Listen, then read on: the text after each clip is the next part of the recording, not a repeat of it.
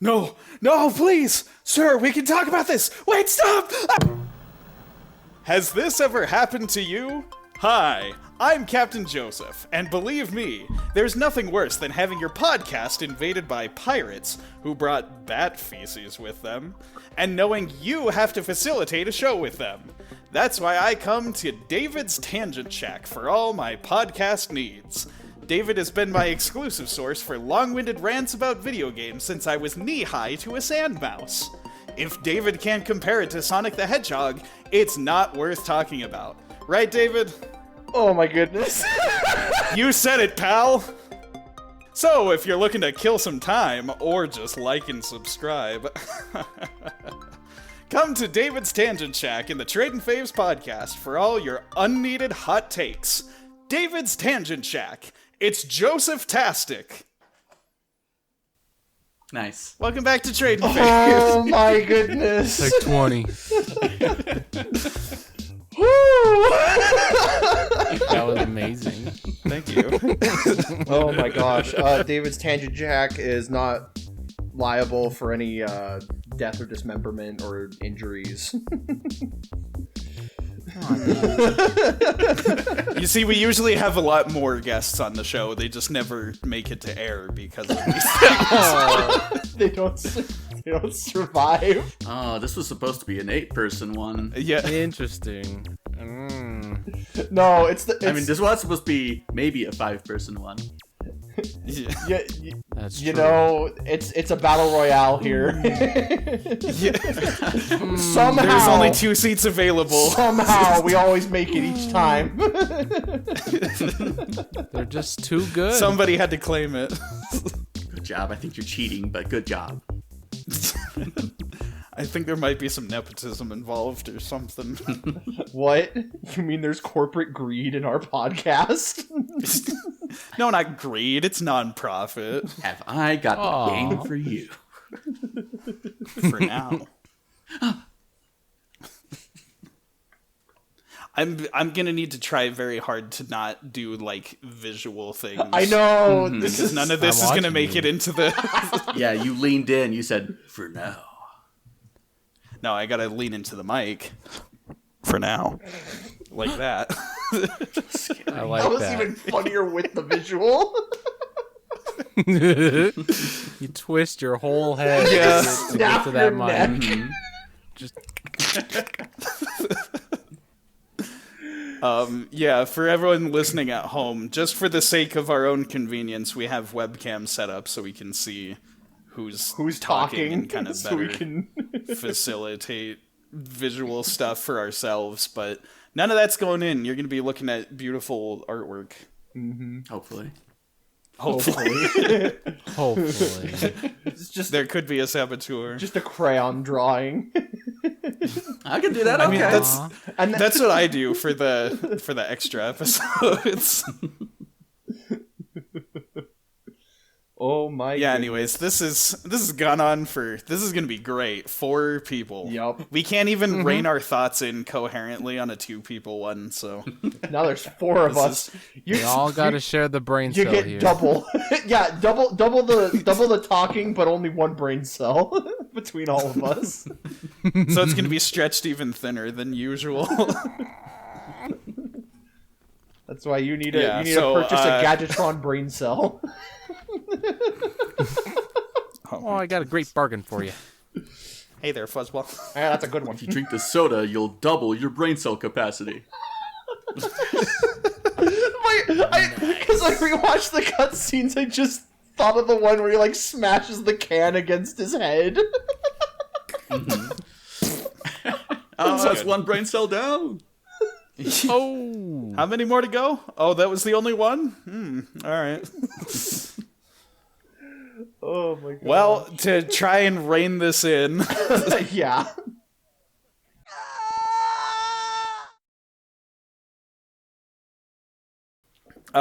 So here's the thing that we're supposed to do before we talk about our history with the game. We messed up already. We'll fix it in post. Would our 2 guests like to introduce themselves? Oh. Hi, I'm Ratchet. Here. Let's take this and just put And it at that's the Clank. beginning. Yeah, Ratchet and Clank. Yeah. Just cut it in. Well, we'll edit this out and make it not obvious Listen, that this was after. Infobot editors, they make bank. They get to live. It's true. Probably. Snowfy, introduce yourself. Tell the people who you are, what you do, why you're here. What's up, everyone? My name is Markiplier, and welcome to Ratchet and Clank. That's right, guys. We got Markiplier. We have Markiplier at home. Smash.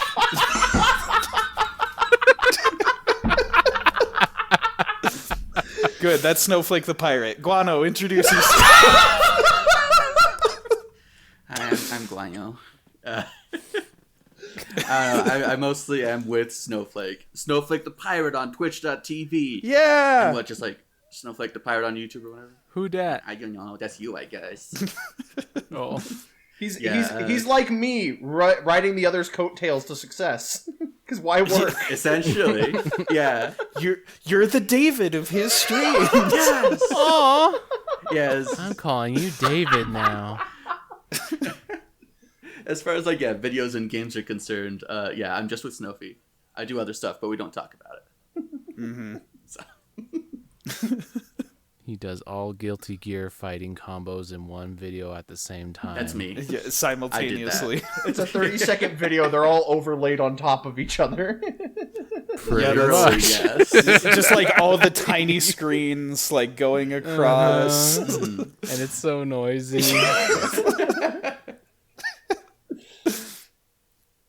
See, isn't it so much better now that we introduce Now that you we guys? know who these people are, even though they comment on every video, and we have conversations in the comments. This is the funniest bit, because our Let's Plays, our streams are so casual that we never introduce ourselves on our own thing. Yeah. Yeah. So it's I wonder That's how true. many people might think, oh, I'm this guy here, that's Snowflake the pirate.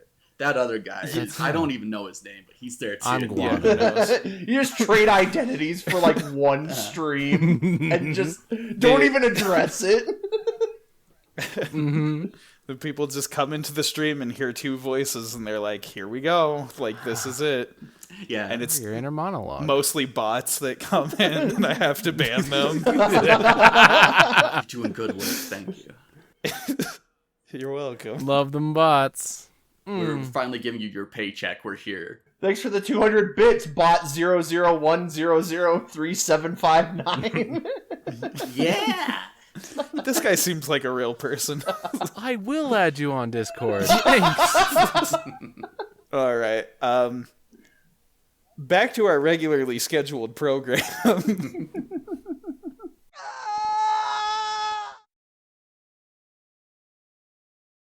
We have a rather silly hypothetical to ask our audience today. As you all know, people leave comments on YouTube channels in order to, boost the engagement of the thing. And we definitely don't care about your opinion. We just want your comments so it can improve the success of our channel. So here's our question for this episode. Great sit pitch there, Captain Quark. Yeah. Just gonna let you sit with that one. Have you ever pissed off your audience royally? Well, with this new product. No, so everybody sound off in the comments. We have a little hypothetical for you. If you lived in Ratchet's universe, I would be dead. would you? Yes. Yeah. Well, no, that's if you were dead. In Oh, Ratchet's okay. universe. If you lived in Ratchet's universe, Okay. That's true, actually.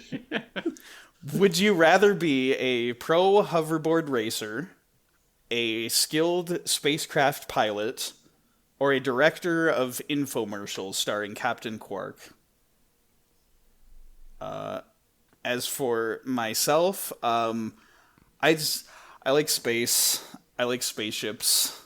I would definitely want to be a pilot. I could go anywhere and I could fly around and Direct any movie infomercial. See, here's the thing. Yeah. A lot of people die Yeah, in we those know. infomercials. I don't want to deal with the lawsuits. A lot of people die in space. That's true. There's footage of that happening in the game. How are they gonna sue you when they're dead? Hoverboard it is for me! No, I've always wanted a hoverboard, so, like... Yeah. Oh, Any dang. excuse, I think like... it's fair, too. You know, I could be the next Skid McMarks. Yeah? This is true. You know? It's true. I feel like there's kind of a loophole with that one too, because if you're like a pro hoverboard racer, you're gonna have lots of money with which you could buy your own ship and then fly anyway. But Do all of them, yeah. Yeah. Gonna get some infomercials with the hoverboard stuff. Yeah. No, that's but if I good. if I can only pick one, I want to be a pilot. But what about you, Snowfy? Oh, well, obviously I gotta direct them infomercials with Captain Quark, the greatest hero alive. Lot of editing. Who wouldn't just give up a chance for that? I mean, A lot of dude's a hero. the people's champion. Obvious. I can't believe Well, now you gotta break the tie, Guano, because all three of us chose Oh. a different. that's the problem. I can't believe there's only 3 jobs in the universe and you guys took them. Yeah. What am I supposed to do? Be a plumber. What would you propose as an alternative? I do like the plumber one though. You are absolutely right. The plumber's back. All right, wise guy. No, of the 3, this is the wrong answer, but the one I want, yeah, Captain Quark's impossible to work with. Yeah, let's do it. Oh, He's you got me impossible to there. I work was like, with, which wait, is yeah, why. no, That's yeah. why it's the worst answer, and that's why I'm giving it. I'm Yeah. To be fair, you would always have a great story to tell. Fantastic. Yeah. Mm-hmm. Yeah. About the They'll great sign your hero. underwear for like $5,000. Yeah, you can charge That's people a for great your bargain. stories. Save them onto an infobot and then up the price. Mm-hmm. You're like, oh, I've worked doing some promotional stuff for Big Al's shack here. I can get some discounts. Like, Not Discounts even don't worried. come in until you work 20 years with the company. oh no.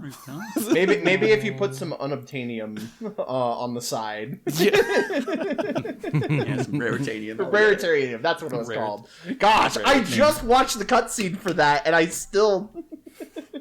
I mean, the TV trope says, I think, like unobtainium, maybe. That might be what I'm Oh, that's confused probably for. why.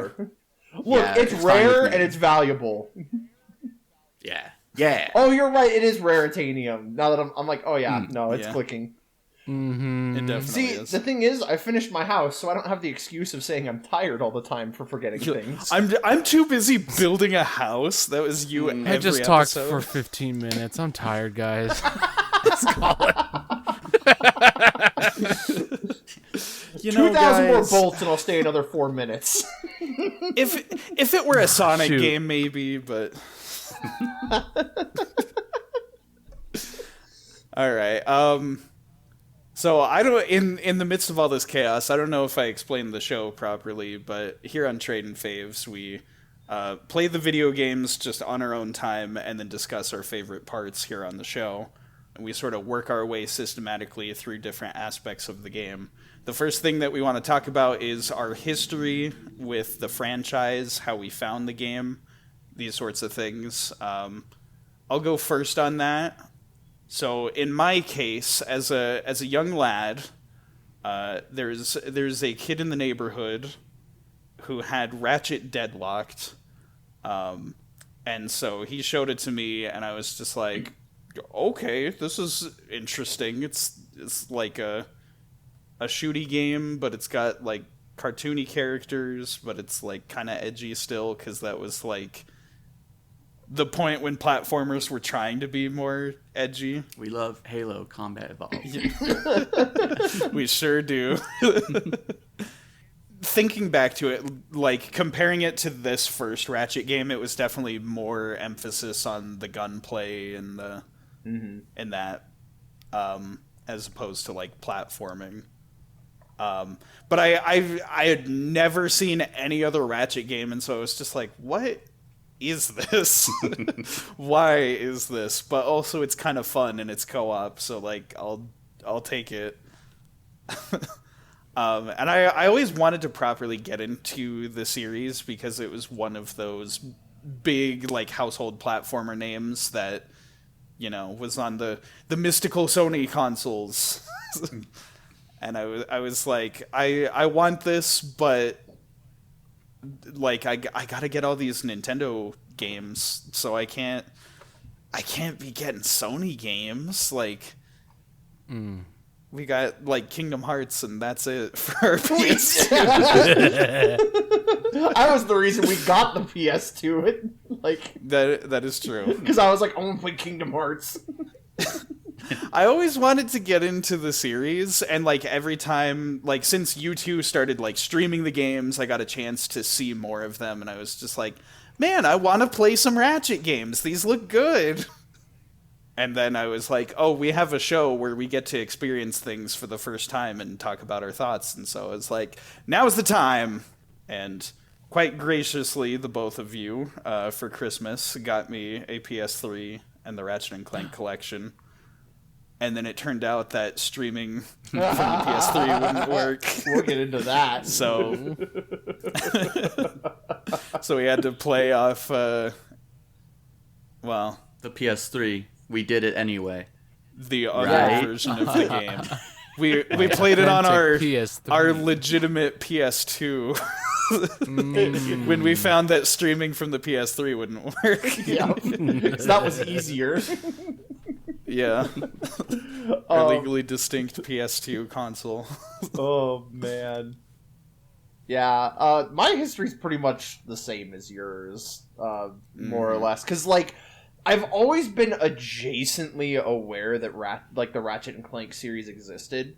Because it's funny, once we finished the game, Guano, you and I, because you showed us the all of the commercials, Yeah. and it unlocked all of these memories of seeing those on TV, and I was like, wait, I remember this!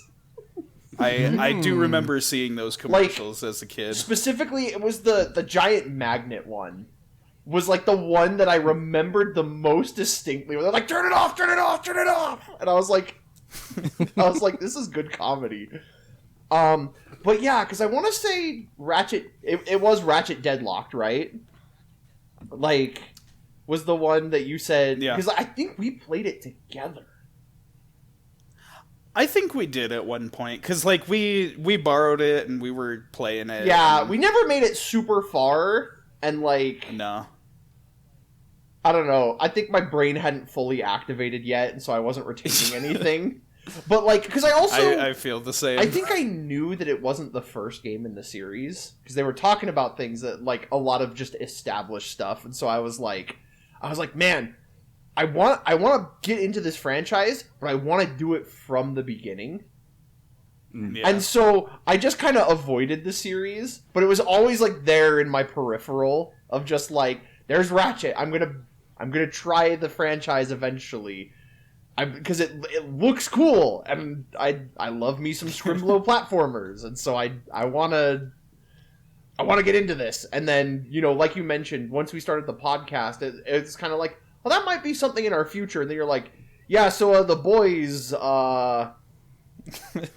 want to be on here, and we want to do that. And I was like, yes, please. Yeah.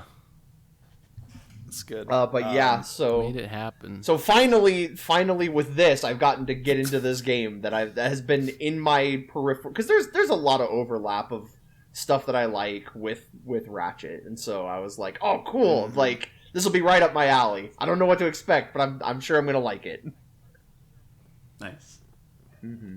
Well, I suppose we're kind of like working our way backwards from like who experienced the series first. So Right. I guess we'll pass it to you, Snowfy, and then That's right. we'll leave because- the Sony pony for last. It's the Sony's pony's fault I even know about this series. It's okay, but going way back in my cranium, I remember the first Ratchet game I saw was Deadlock as well. Went to his house and he was like showing me it, and I was like, this game looks dark and scary. I don't know. Where's my Mario? So I don't think it clicked with me then and there. And then I forget which order came first, but I know one time we switched. He let me borrow his PS2 and Ratchet and Jack and a couple other games, and I let him borrow my Wii, and I gave him Wind Waker and Paper Mario and stuff like that. And so then like Ratchet's the main one I played, and I got like a good 75% of the way through, but I never finished it and never went for 100% or anything. I just remember this game's hard. It was really hard, and I was like, no, I don't want this. I want my friendly, easy Nintendo games. Give them my back. baby games, my Kirby's. I don't care if you don't know how to fish in Twilight Princess. Give it back. Twilight Princess is too hard. We just weren't made for these kind of games. And then later, he was showing me his fancy PS3, and out on that came Ratchet Crack in Time. And, there was a lot of those cutscenes, really well animated. It was very pretty, and I was like, ooh, I like it. Ooh. It's like Pixar quality. This is amazing. And then I kind of forgot about it for a couple decades. And then come to maybe, 5 years ago, we're doing recordings and Let's Plays and stuff, and eventually, we get to the whole, he plays games I recommend, I play his games, and he, Ratchet came up on the docket, and what do you know? We played through the entire series after that, so that's my history, and we'll talk more about the first one and my experience with it. Yeah. But that's the streams that you guys do are essentially what we do. It's just you're recording the gameplay and not the discussion afterwards. Yeah, That's we're the discussion afterwards. yeah. So what you do is you go and you watch your stream, and then you come and you listen to us talk about the game. You get the complete experience from start to finish. Get the post-game analysis. Welcome to ESPN. You're gonna, go to the highlights of ESPN Hell the Ocho. yeah. But yeah, that's my history. What about you, Guado? Why did you do this? That's my history. Thank you. Great, thank you. Coming to my TED Talk. Yeah, I don't remember any particular reason I came around to Ratchet and Clank. Like, hey, you heard them call me a Sony pony already. Guilty as charged. I grew up on a PlayStation. I had the Crash Bandicoot. I had the Spyro the Dragon. I have to imagine that's why I got in on Ratchet and Clank to begin with, because Insomniac Games, Spyro to Ratchet. I can't judge you for that, because I literally bought Billy Hatcher because it said from the creator of Sonic the Hedgehog in the commercial. That's fair. That. When you have brand loyalty, which is kind of weird, because I don't know. Ultimately, yeah, you're probably right, brand loyalty. But mostly what I remember is you see the catalog, here's some video games, it's almost Christmas time, pick something you want, and etc. I saw the Ratchet and Clank. I was like, that looks pretty cool. Can I get this? I was too young. That game's rated T for teen. Oh my gosh. That's not the household I live in. So I guess Naughty first boy. memory, I was rejected, and I had to go get Tied Tasmanian Tiger instead.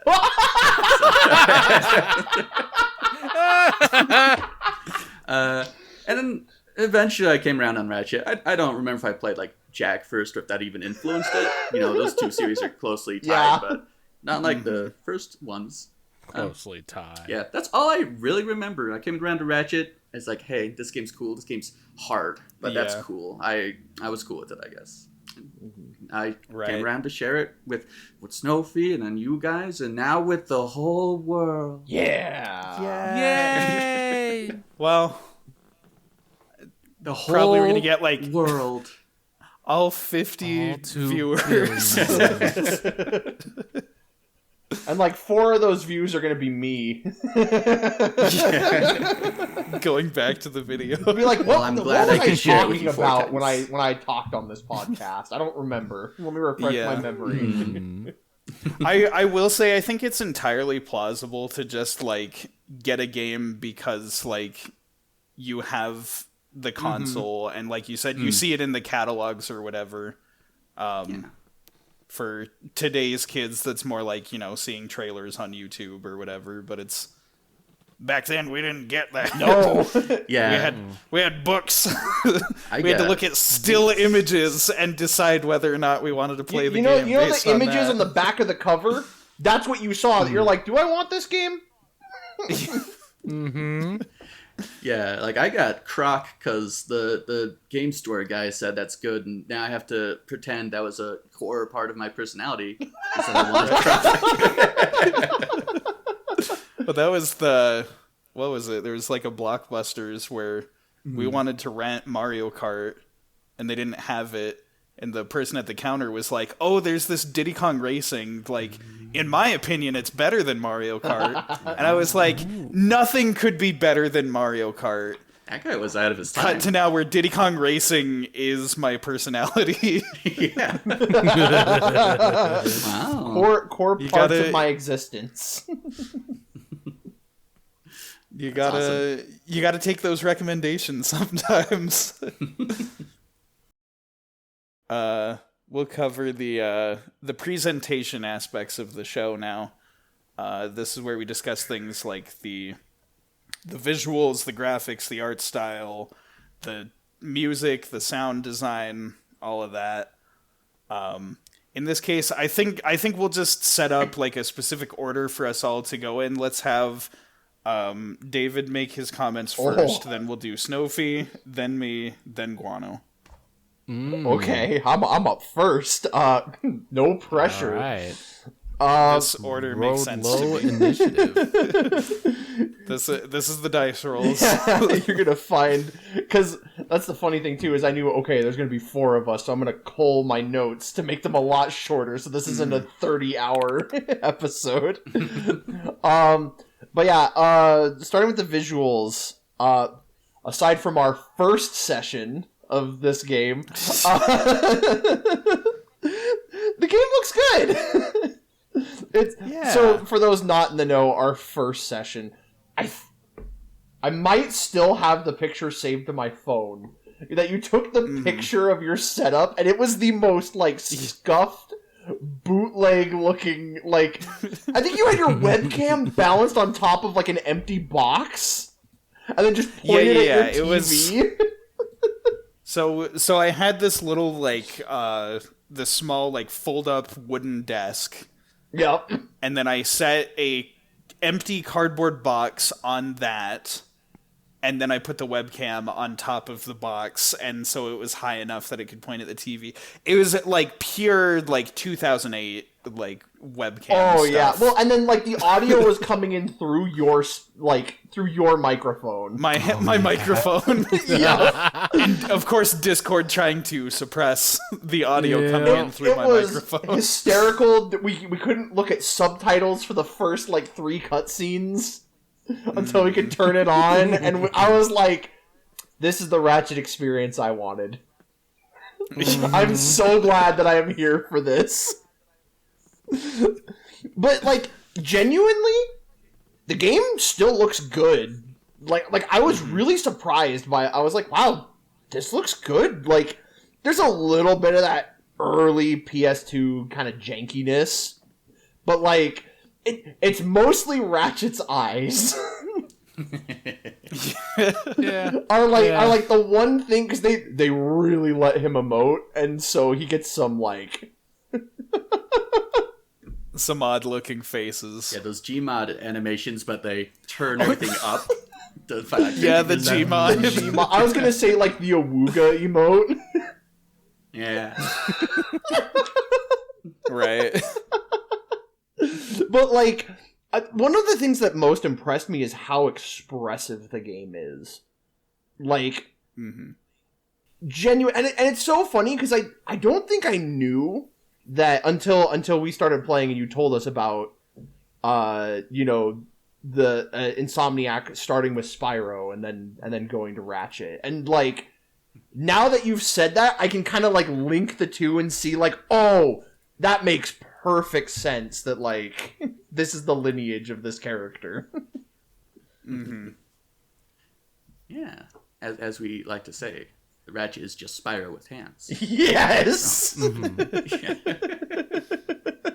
That might have been my favorite thing that we said, like, in leading up to this. Is just you're just like, what if we had Spyro but he had hands? What would we do with them? Guns. Guns. What can hands hold? All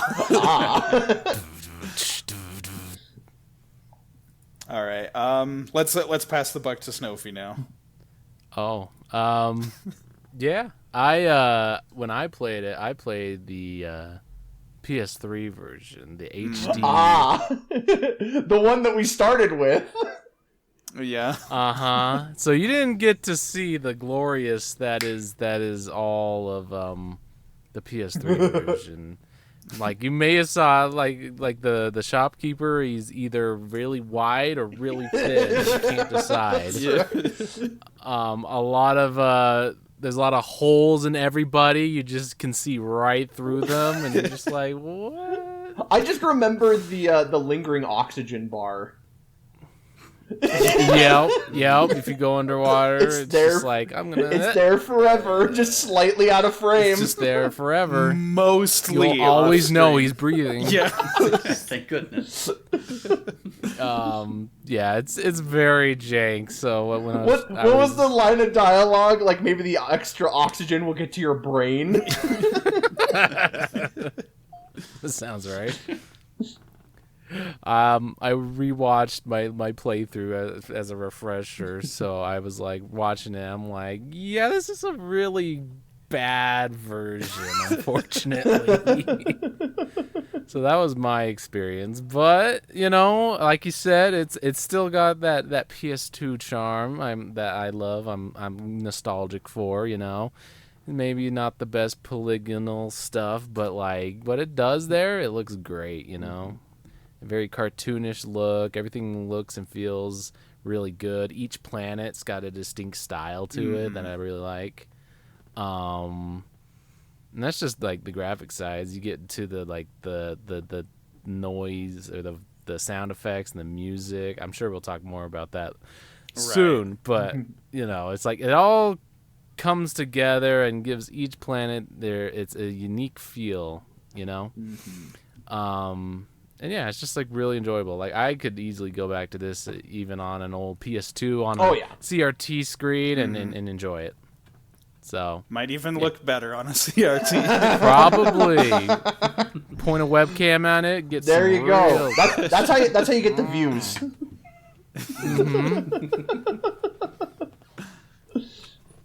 Yeah. I think you guys have hit most of the points that I feel about the game. There's just a lot of personality that is captured through the models. They're all very expressive. I would say for the most part, like, it's mostly just Ratchet's model during cutscenes that like I noticed the age of the game. The rest of the characters, for the most part, maybe also like Drek looks a bit dated in terms of his animation, but like really, like, everyone still looks pretty good. They look really cartoony. And, like, even Ratchet during gameplay, when he's not emoting as much, like, the facial expressions are all solid and everything. I think it's really impressive for what the technology was like around 2002 when the game released.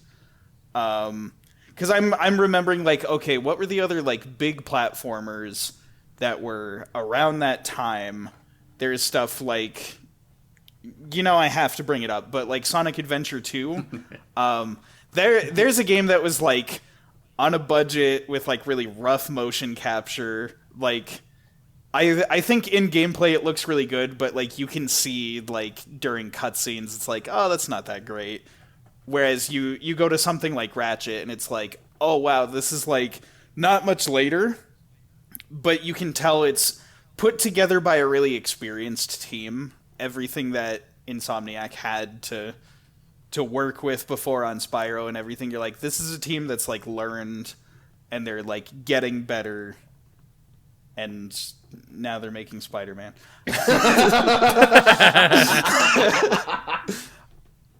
Yeah, and like also just like character movement during gameplay, like everything looks good.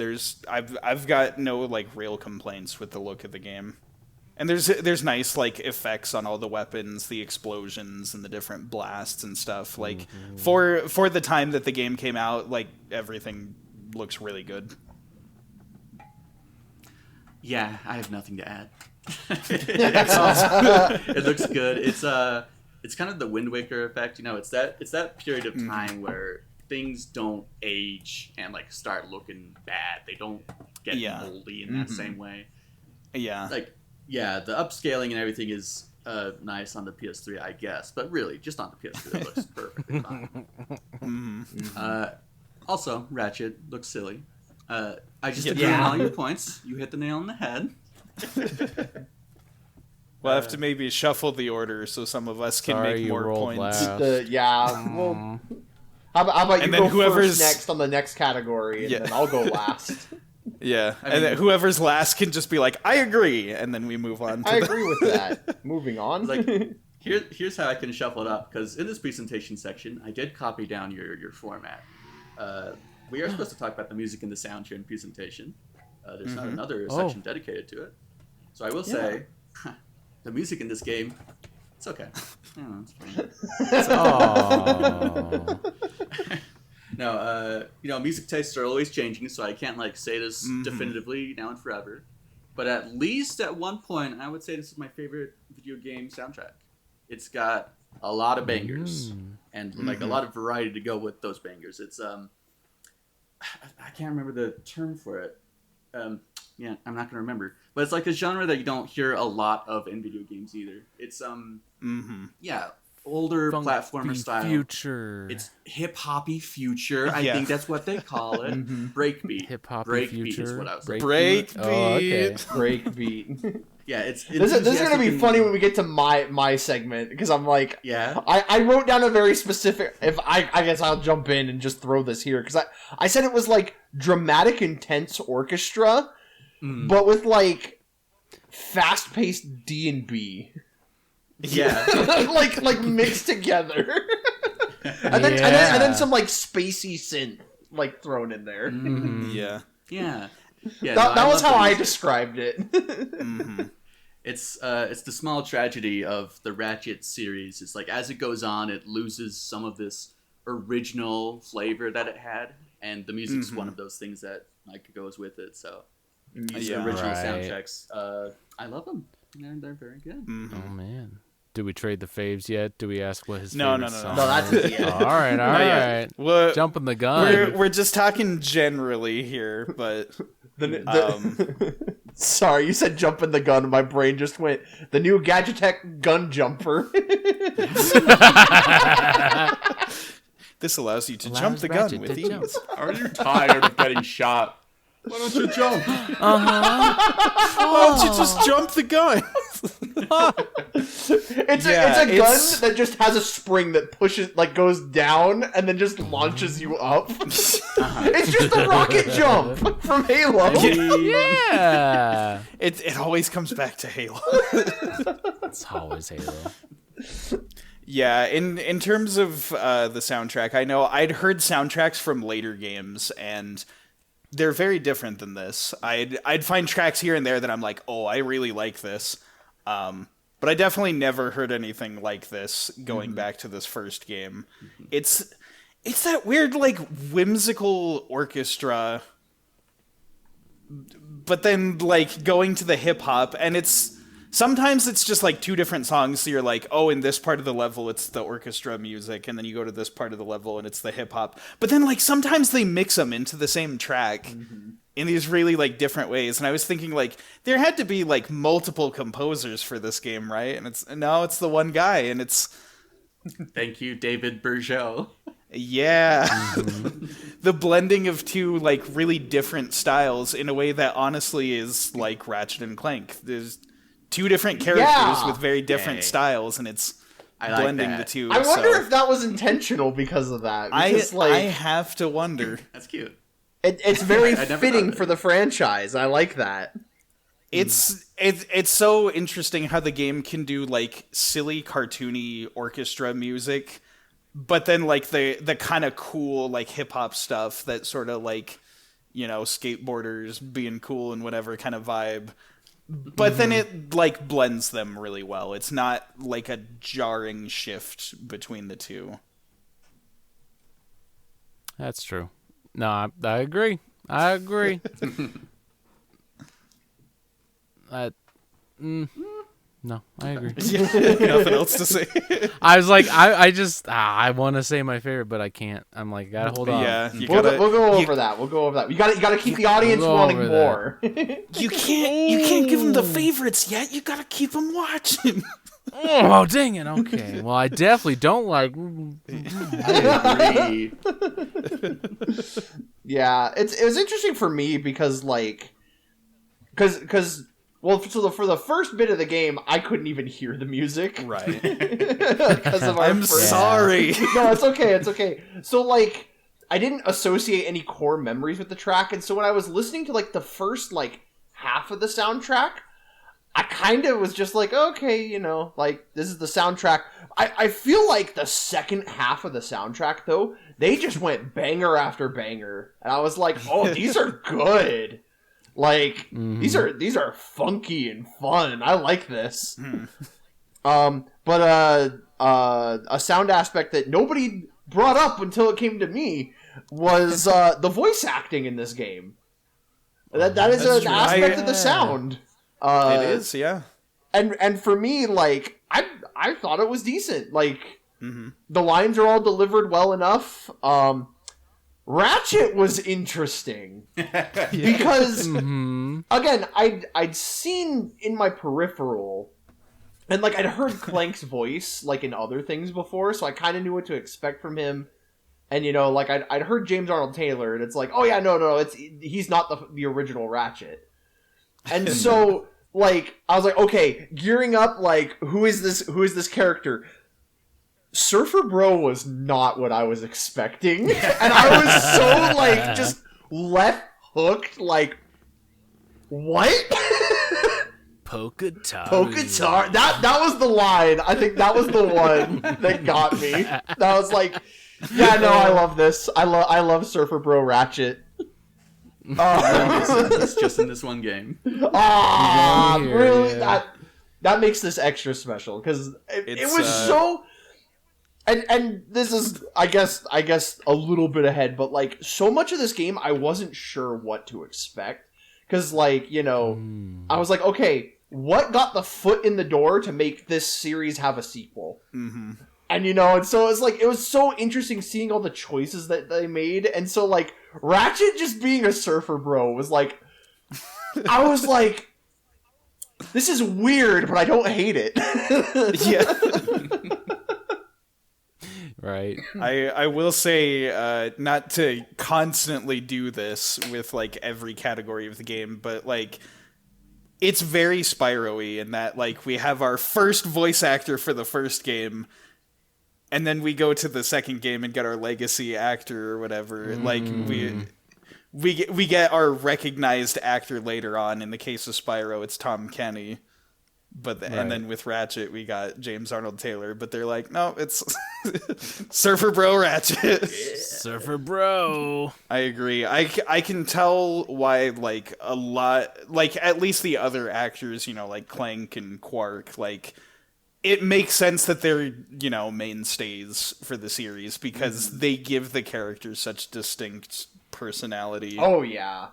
I mean, we were doing impressions, like, the entire playthrough. Like, pretty much. Yeah. Go ahead. Yeah. No, I was just gonna agree with them. Like, yeah, it's weird that, like, everyone else stayed except Ratchet. Yeah. They're like, yeah, we can get Titus or whatever. So You can say like, yeah, That's the one. we heard that. We just knew we had to have him. This guy! I want this guy! This is Ratchet. That's our Ratchet. We didn't know who he was in the first game, but like now we know. yeah. Mhm. See, like, I don't know if this would be a segue to like the story section or something, but like a big reason that like Ratchet changed was because like he has a different attitude in this game that like you Yeah. wouldn't expect from any of the future games for him to act like. Yeah, it's true. Yeah, Yeah. We'll, I think we'll talk about that a little later, but yeah, that's a big part of my notes. Right. No jumping the gun again. Joey. You Hey, need to but I return great, that gun jumper to Big Al. got a great deal for you. Great Yeah, Extra ammo. Before we can leave the realm of sound, because this is my, stupid special interest that I always have to go at, sound design, sound effects, and all that. Sound effects are good in this game. I've got no complaints about that. Everything's good and cartoony and punchy. Especially, I like the shooting sounds that the different guns make. The little blaster and just the little rapid fire. It's can't be beat. Oh, you love the Agents of Doom. Yeah, the Agents of Doom. That's right. They're adorable. Gotta say though, the mixing. There are some areas of the game, especially like mini games that involve heavy equipment, things like the turrets or the dog fights where the ships are just like. It's like, wow, this game has such an amazing soundtrack, and we can't hear any of it over the explosions. Music pretty cool.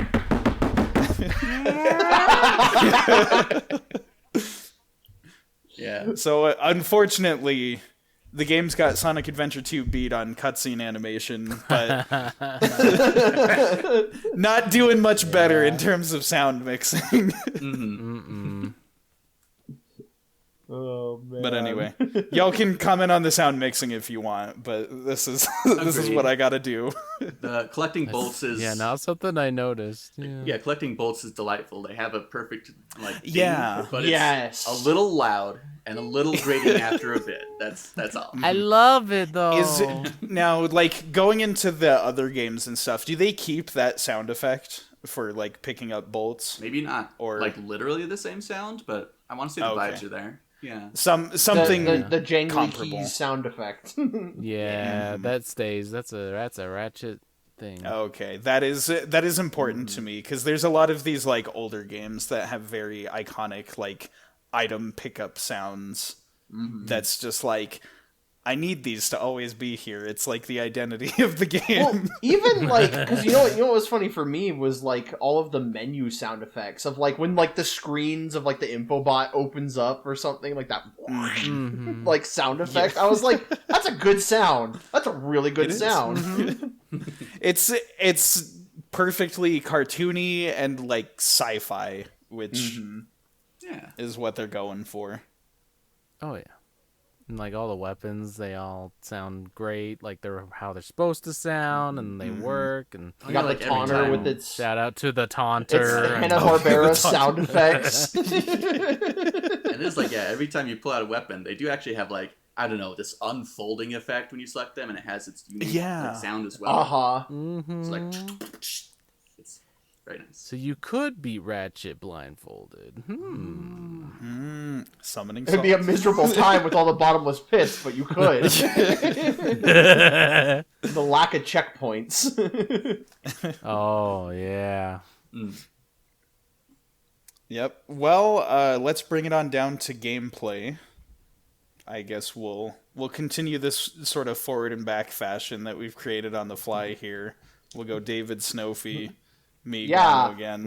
let me start the gameplay section as I'm like the only one in this call that hasn't actually played the game. The person that has does the it feel least to play as say. Ratchet? The person that has the least to say gets to go first, so you don't hog all the. There we go. Yeah. No, like it's so funny because for me, again, in this podcast, you know, I'm not always the one playing, but like I still get as much enjoyment from watching it. And like even just watching it, I got the feel for the game. And like, gameplay looks fun. Like one of my big things on like especially platformers is character weight.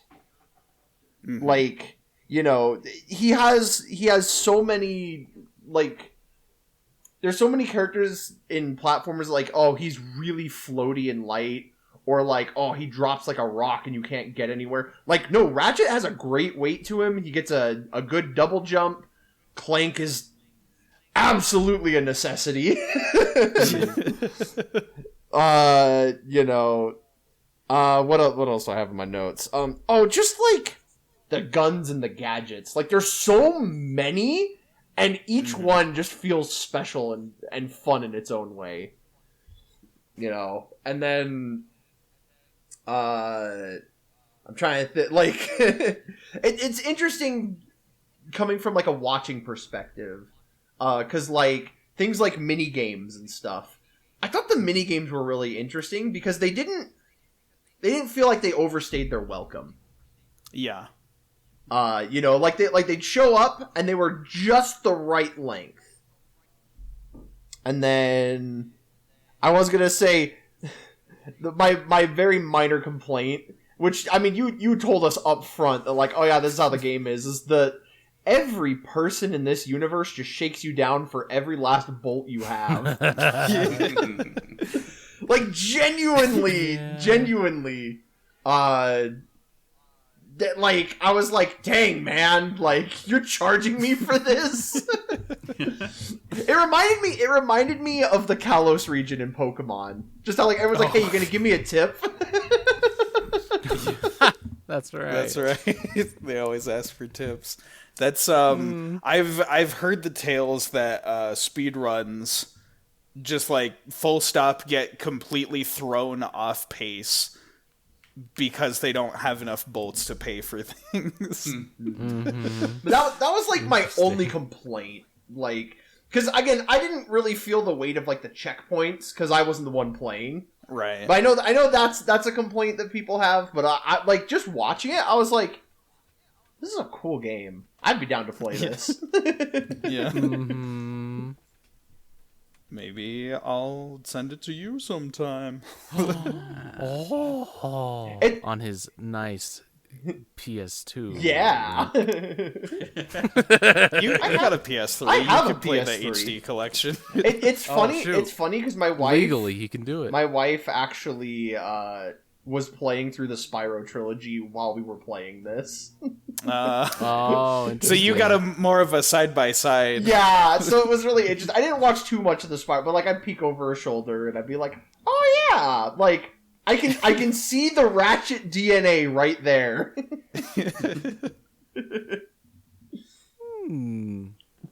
Well, speaking of Spyro, it's kind of obvious this came right after it because he kind of controls like Spyro. He not does. gonna lie. He's a little slippy. He's the first, in the next couple of games they get tighter on the controls and stuff, but in this first one he slides a little. He he doesn't turn sharp. He kind of like slowly turns. You steer him a little bit. You steer him a little bit, so it's interesting, but in gameplay sense it's fine. The level's designed around it, so it works. Yeah, I just remember having, I don't know, it's either I'm really bad at this kind of game or PCM's really good. Probably a combination. The truth is somewhere in the middle. Somewhere in the middle. Because I was watching my playthrough and I'm just like, man, I suck. I noticed, like, during our first set of sessions of us playing, like, you were like really critical of my gameplay a lot of times, and then somewhere down the line you had mentioned that you'd watch some videos of yourself playing, and it kind of slowed down. I'm like, okay, he gets it. I get it. No, yeah, like I remember it was. I guess it was on. I just unlocked the wallop, Yeah. And there's that one section where you have to escort the guy on Pokotaru. But I was, Guan was like, "That's a terrible weapon. What are you doing? Stop. You're just hurting yourself." And I'm like, "No, I'm gonna prove you wrong. I'm gonna use the wallop." And it was definitely the wrong choice because, it's just like, poorly. oh man. And I didn't even cut it, did I? No. So it's just like an hour of me retrying to get through that one area. Oh man! And if you just use the flamethrower or whatever, it's just like so easy. Yeah. It's like, gosh, You're like, stubborn. the flamethrower is not what I want to use for this part of the game. I just unlocked the wallop. I want to use it. It's funny because like you don't even level up weapons in this one, so Yeah. it doesn't matter. You literally does just not use matter. whatever you have ammunition for. Mm-hmm. Otherwise though, yeah, I think it controls great. I like the there's always that one scrimblow movement you can do, and Ratchet he can long jump and stuff like that. Yeah. So I abused that. I like the gunplay enough. They get better. I couldn't get down like the strafing because it's a little harder in this one, but Yeah, I didn't even use like the strafing at all during the playthrough. you need the jetpack, and then you gotta like set it up, and I'm like, Yeah. yeah, it's too much trouble. Oh, Yeah, that's the thing too. The jetpack. There's that segment of the game where you don't have Clank, and like you really feel the absence, like which narratively works. But it was one of those things that I was like, man, good thing the whole game isn't this. Yeah. Yep. Can you imagine if this was just called Ratchet? Jeez. Yeah, just Clank sells them for Ratchet. scrap, and then Oh, Just What was- Ratchet the Lombax. what did we call it? Oh, we called it Ratchet and Clutch, because like Clank saved our butts so many times. For real. yeah, he's way more useful than you realize. Little boy on our back. I remember like the early this has got to be like Newgrounds humor stuff, but joking like, oh, he's just sitting on Ratchet's back, he's not doing anything. It's like that's not really true. He's contributing to the He's The literally movement. carrying this partnership. Literally. they're carrying each other in a sense. He has our car keys. Yeah. he's literally He your is car our keys. car Yeah. keys. Yeah. Oh. Yeah, I don't have too much to add. Like I'll definitely agree with Snowfy having played the game. Movement's a little stiff. It's not always how you want it to be. And like as soon as I realized like, oh, this is going off of, a Spyro game where movement that kind of makes sense for like a quadruped character is almost like directly taken and put into this game where he's not a quadruped. So it's like something about like the feeling of this movement with the look of this character doesn't quite work the same. But it's not so bad that I'm like, I can't play this game. It's just like, oh, this feels a little strange. Mm-hmm. But yeah, the gunplay is fantastic. Like I've been bullied by Shadow the Hedgehog enough times to be like, oh, this is what like weird character movement and then quirky gunplay feels like in a platformer. Mm-hmm. And this is much better than Shadow. Maybe not as fast, but I don't know. It's a platformer where you do things. Like, you go to a lot of places, you interact with characters, you interact with different objects. There's lots of mini games scattered throughout with different gameplay types and different things that you do. And so I never went into a level feeling like I was just doing the same thing that I was doing in other levels. They always had some kind of like fun gimmick for a level. And like some of the mini games were better than others. I lost a bit of my soul to those turret missions. But then they they do some other stuff, like you get to play as just Ratchet for an area, like you said, you get to play as just Clank for an area, and you can feel what it's like to only have one of them and be missing what the other offers. One half of a complete character.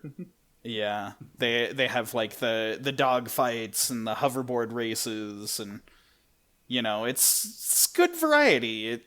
It helps the lifespan of a platformer to have a bunch of not just platforming things to do.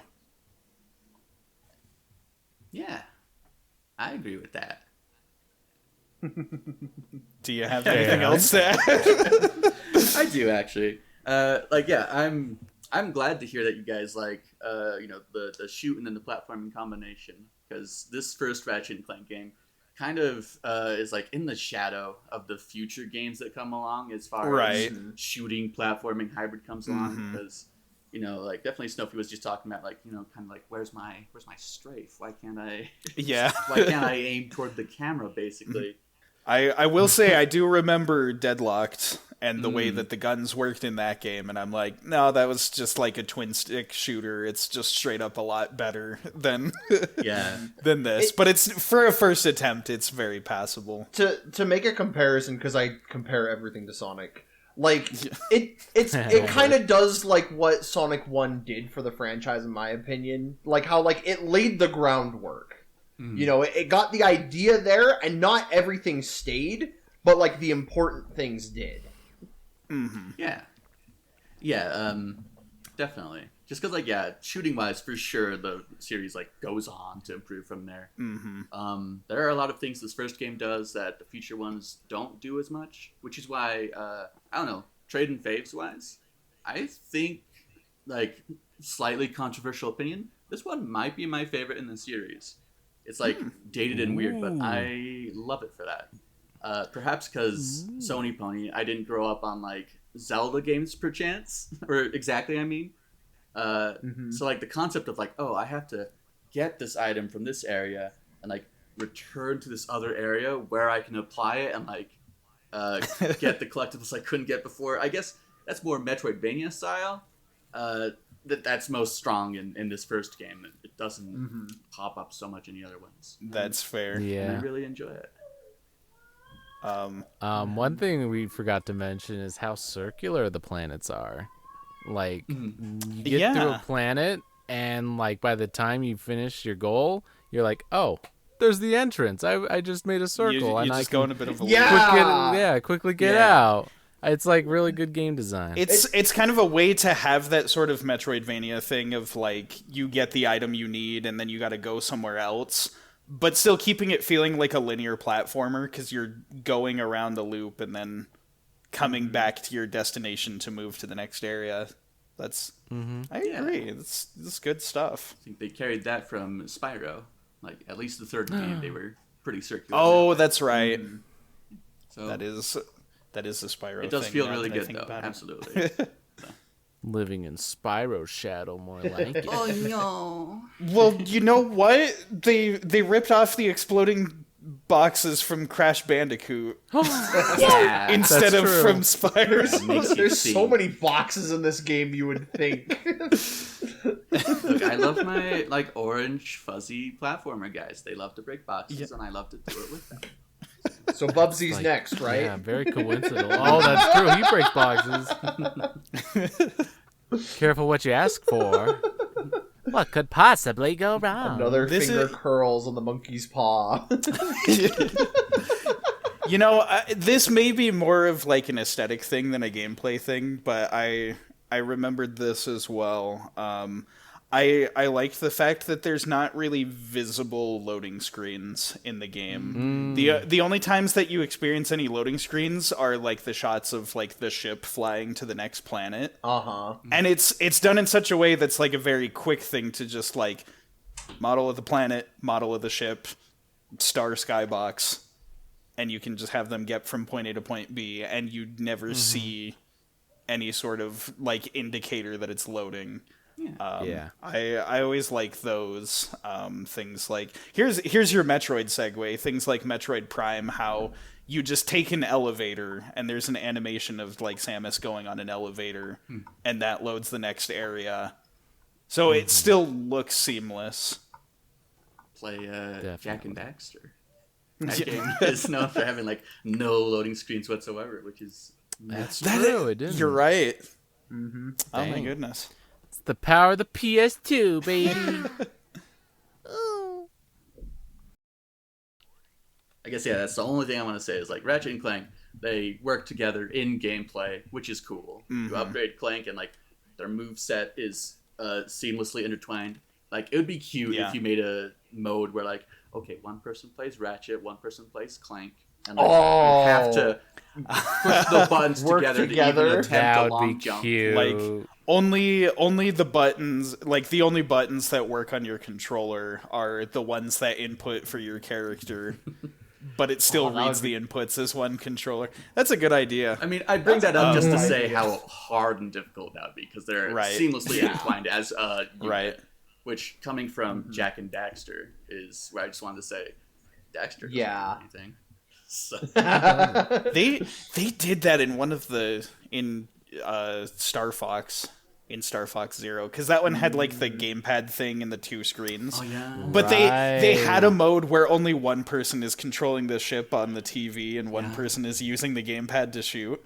It's a strange mode, but I'm like, more games should try that. Just like split the controls between two people. You know what it weirdly kind of reminded me to, and maybe it's just because Clank is on his back, but it also kind of gave me like Banjo-Kazooie kind of vibes. Absolutely. And how that's another case, another like, iconic duo that like that you cannot do the adventure without both of them. Yeah, I came to that one late, so absolutely, you're right. But no, Ratchet and Clank did it first, Joey. In my perception of reality, Ratchet did it first. And I'm the only one who's real. Everyone else is fake, actually. So sorry. Just Yeah, phase that's out of there. existence. Yeah. I knew it. All right. Well, we're going to talk about the story, and I know our audience is so afraid that we're going to do a play-by-play of the entire game, breaking down what happens at every moment between four people, each sharing their thoughts on that. That's not what we're going to do. No. 8-hour podcast. Let's go. Let's go. Let's And beat beat the record. Danganronpa. Let's beat Danganronpa. Let's not. No, so mostly we're just gonna cover like what we like about it generally, maybe highlight a few like key moments that illustrate the points we want to make about the story. Yeah. I'd say, because like I know we've kind of been doing the trading, like the turns thing, but if somebody has something relevant to a part of the story that somebody else is talking to, I say like jump in. Yeah, interject. No, they've said whatever. They said everything I was gonna say. No, it's right off the bat. The thing that I want to say is just like the cutscenes all have like good quippy dialogue. Yep. There's just a lot of like the one guy in Hoven just like, well, shoot my dog and call me Sally. That's right. Yeah, this is just a fun planet hopping adventure. Like, one of the things that we said that like cracked me up at the beginning was when we were like, at the very beginning, we were like, this is just Lilo and Stitch. Yeah, it is. Weird alien creature crash lands on my planet. Yeah. Sweet, I can get out of here.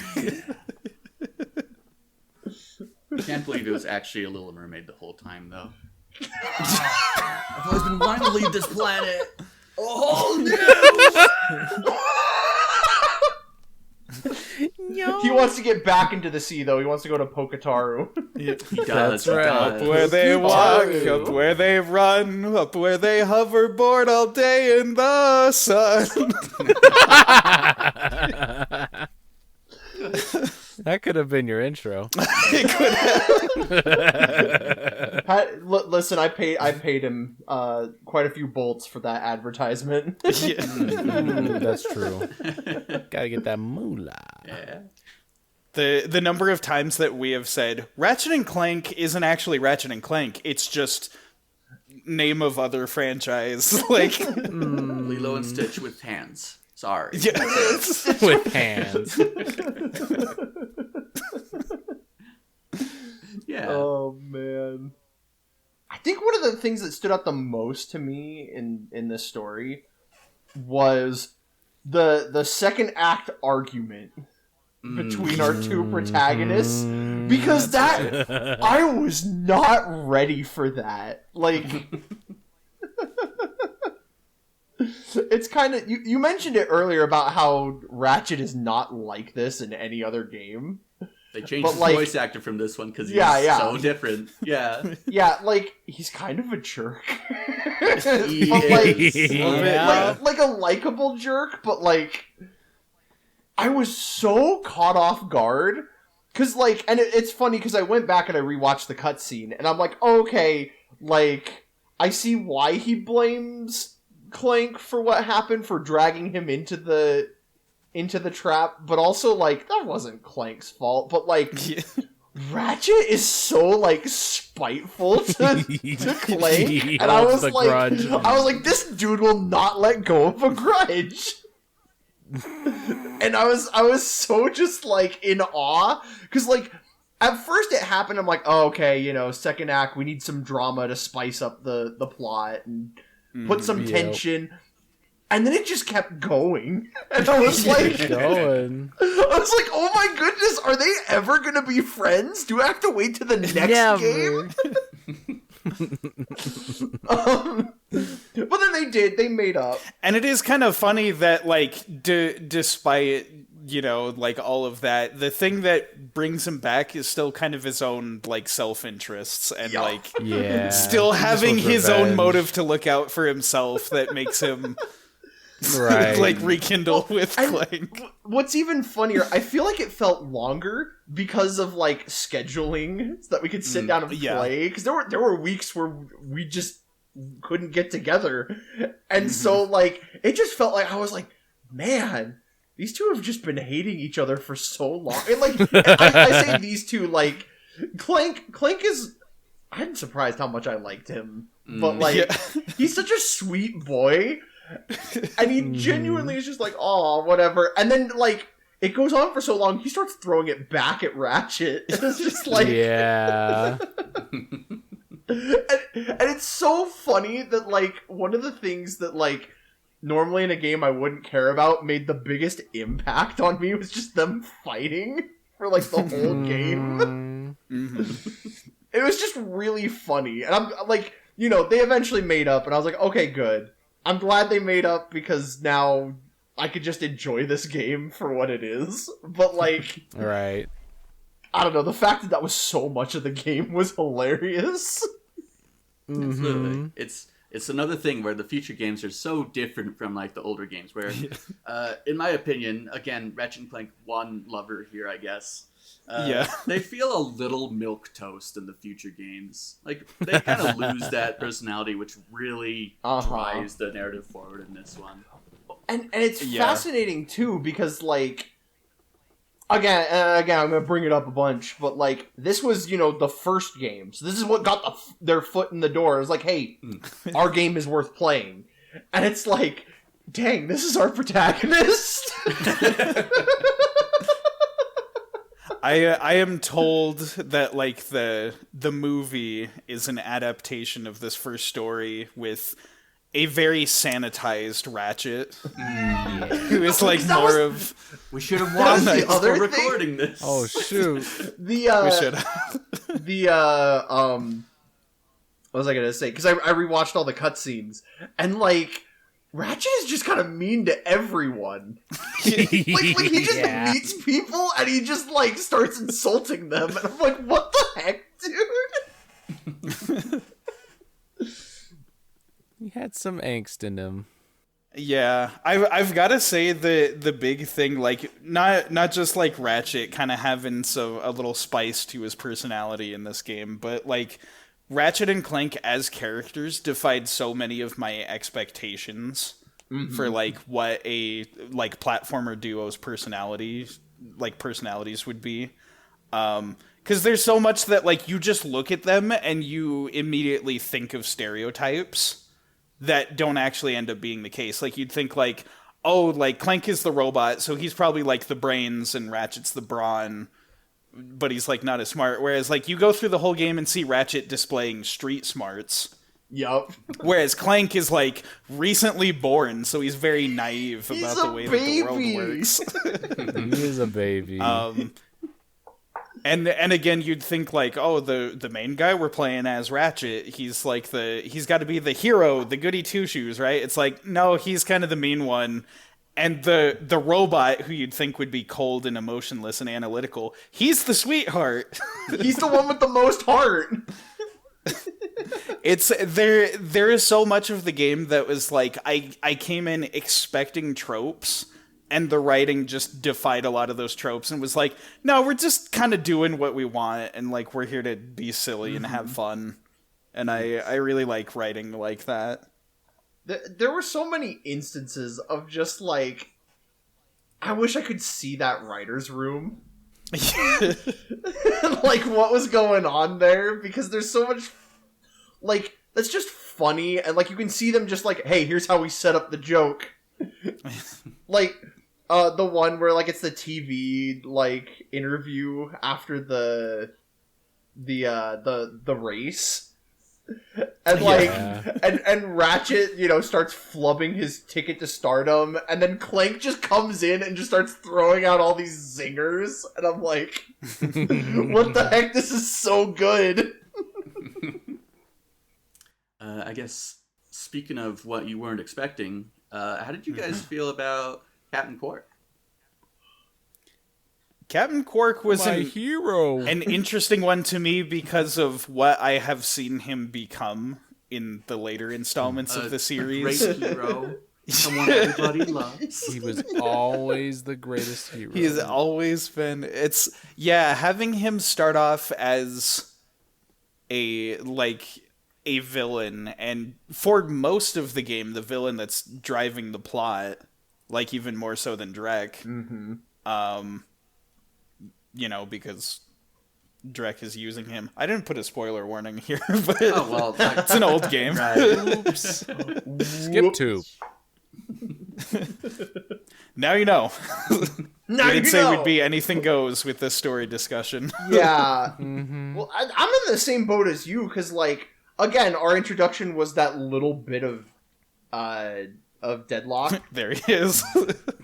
And then, like... That's visual. Oh my god. Oh no, he's keying slightly out. visible. Oh no.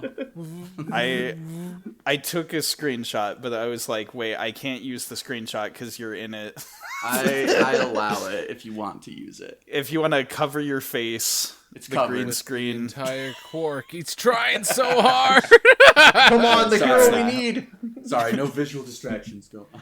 For the listeners at home, he held up a figurine of Captain Quark. One of those Funko Pops. No. Yeah.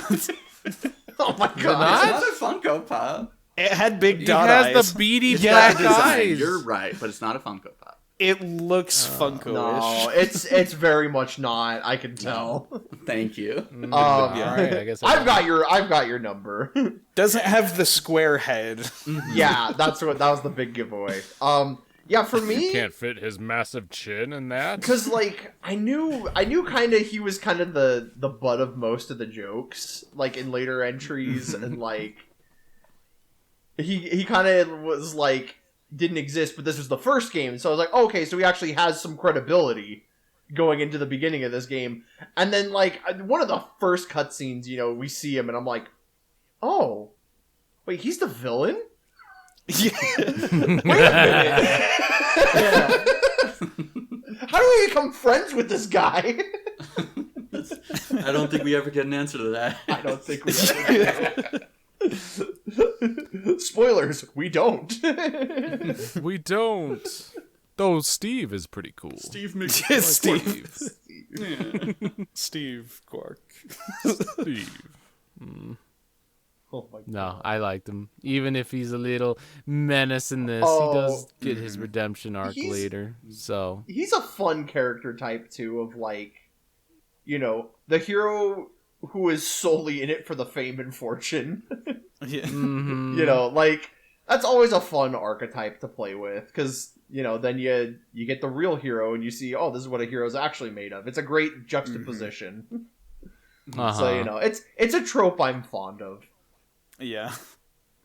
He's just a good character. I think overall. also, and this can kind of segue us into our other villain of the game, but there was a pretty good scene with Drek, showing how he's sort of like threatening Quark, and like, you know, it's more of a blackmail situation and like using Quark, and you can see that Quark's not happy about being used, but Drek is clearly just in a position of power where he can boss him around, and so he's kind of reluctant to have to fight Ratchet and Clank. I'm like, oh, this is pretty good for all the characters. Like, it kind of builds up everyone away, like puts Quark in a more sympathetic light as a villain, makes Drek seem more evil as the big bad of the story.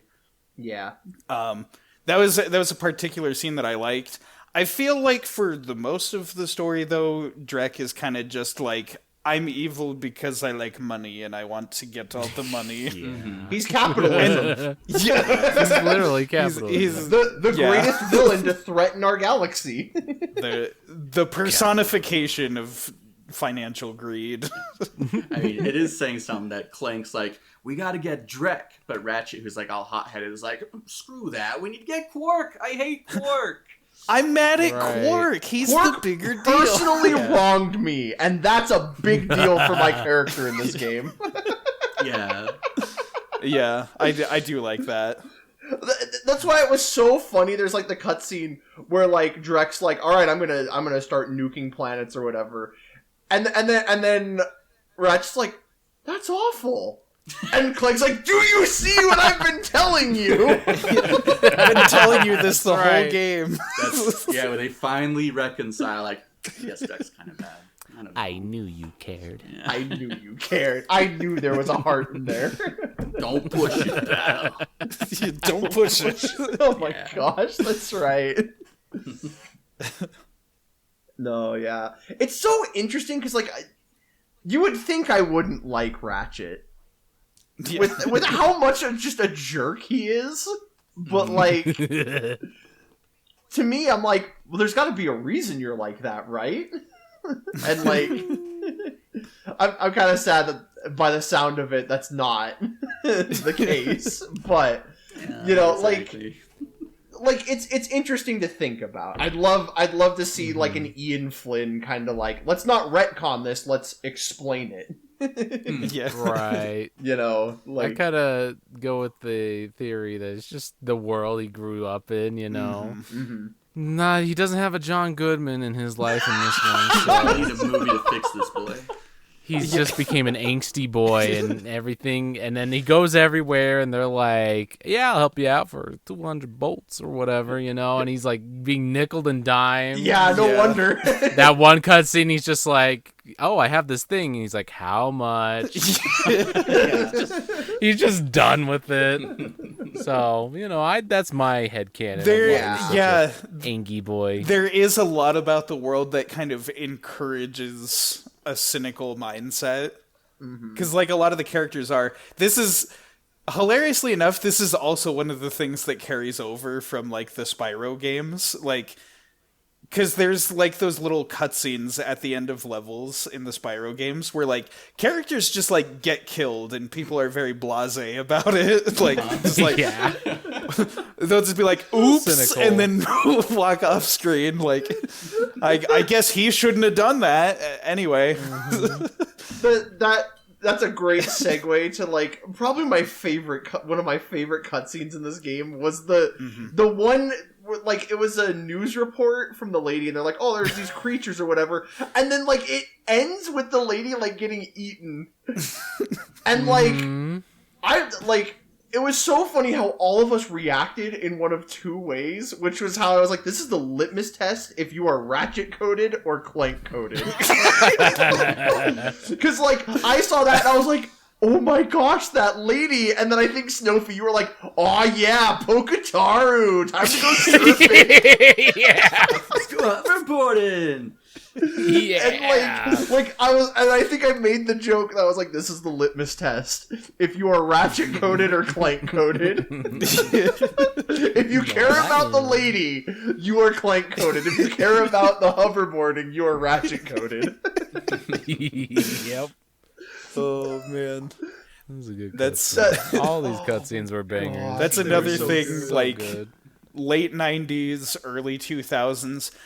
Nobody, absolutely nobody can deny the influence that Tony Hawk had on like the video game sphere. Oh yeah. They're like every one of these platformers were always like, oh yeah, we gotta include like a hoverboard section and like the rock and roll, or just like skateboarding in general. Like Spyro had skateboards too.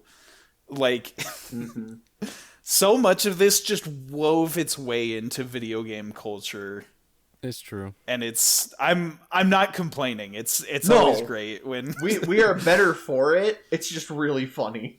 like please, if you are making a platformer of any kind, I don't care that it's 2024 now, like add some kind of a skateboarding section, put in the ska music, like Yes. I'm a Superman. games are always better for it. It's weird because, like, if you played Spyro 3, there was, like, a whole skateboarding section where you could, like, go off half pipes and stuff and do tricks. This one's more focused on racing. Right. Yeah. So it's definitely, I don't know, different, but still, you can see the Tony Hawk influence, especially when you can do, like, tricks in the air and you do, like, multiple flips. Yeah. So, I totally agree. See, and because we didn't grow up with like a lot of the Tony Hawk games, but like we still got the influence from it. Like the Sonic Riders games was like I was watching you do that, and I was like, my brain just went flippy tricks. Yeah. Gaining momentum. Yeah. Oh my gosh. Another day we'll do that, but not now. Not now. Okay. No, it's good. Lots of good like thematic stuff, like ending the game on like the first planet that was like the tutorial area. We go full circle. Right. Yeah. And I also that final boss was awesome. Yeah. mhm. It was pretty crazy. But, well, we had to, make it even crazier. Yeah. Right. I really want to highlight though. I love the bait and switch with the giant Clank. Yeah. Oh, yeah. Like, because like it sets up, and I'm like, oh shoot, this is gonna be a big robot fight, and then it's like, no, you just kidding. Use all your skills that you got to overcome this. Which like makes sense though that Drek would have contingency plans like that. Right. It just makes him like a very credible threat. And, like, with him, the final boss, I guess we're talking about him now, is that he uses, like, a lot of your weapons. Yes. Right? Yeah. And it's just like, that makes sense, because Gadgetron makes all the same weapons, so it's like, yeah, that does, why he has the same weapons as you. Yeah. So, I like that it works in a lore sense as well. Yeah, it makes But it's also thematic. it makes the universe feel consistent. Uh-huh. And like he was raiding the Gadgetron headquarters, right? That's so yeah. He could have got those weapons that way too. Absolutely. So you can connect some dots in your head if you want. Mm-hmm. Stuff like that is just fun to me. Like all the little details like that are just things that show you that the people that made the game cared about what they were making. I mean, it's not just about the paycheck. It's, like, we want to make a world here. That's why Drek was the final boss. Yeah, exactly, because people like that are the worst. Are we still in the story section? Capitalism. That's the story. Capitalism is the real enemy here. Oh my gosh. Man. Oh man. And honestly, just like I love the finale of flipping the laser. Like at the very end. That was Not great. destroying, our planet, but his planet with him on it. Well, and especially because like his whole thing, like the whole adventure, he is building this perfect planet for himself. And so it's kind of great to like be like, hey, everything you just worked towards, we're taking it away. See how you feel. Give you a taste of your own medicine. I like the reveal. It's like, you could at least get a little sympathy for Drake. It's like, our planet got too polluted. We just need a new place to live. But then he's like, reveals like, I polluted it. That's why. And I'm gonna do it again. Literally, this is a cycle. Yeah, and you're just like, oh, great. The thing that is funny about Drek, like I remember like during the playthrough kind of feeling like, oh, he's just like a villain that's motivated by money. Like, this is kind of one-dimensional. Like, I don't know, like, real people aren't really like this. And then I'd hear the next, like, news story about some, mega billionaire doing this stupid thing. And I'm just like, man. It's a little too close to They home. really do work. And that's... Oh, I watched, and also in preparation for this, I watched Some Call Me Johnny's review of the game, and he talked about how he's like, maybe we shouldn't let Elon Musk get into space. What could possibly go wrong? I don't know. We're gonna have to find some scrimblos to stop him. We need to start building big robots and then get like the one defective one and just like The one save them. defect. Just There you go. be like, We can you have- were the chosen one. Then we need to genetically engineer a Already Lombax. That's what, Cortex was trying to do with Crash Bandicoot. We need an Yeah. orange Scrimblow. Stop that man. Connected. The whole backstory of Neocortex that we never got. Surprise, I was the Tesla hero. Yeah. Disgruntled Tesla employee. That's what the N stands for. Yes, Tesla. You see why he got fired. Somehow this man got a doctorate?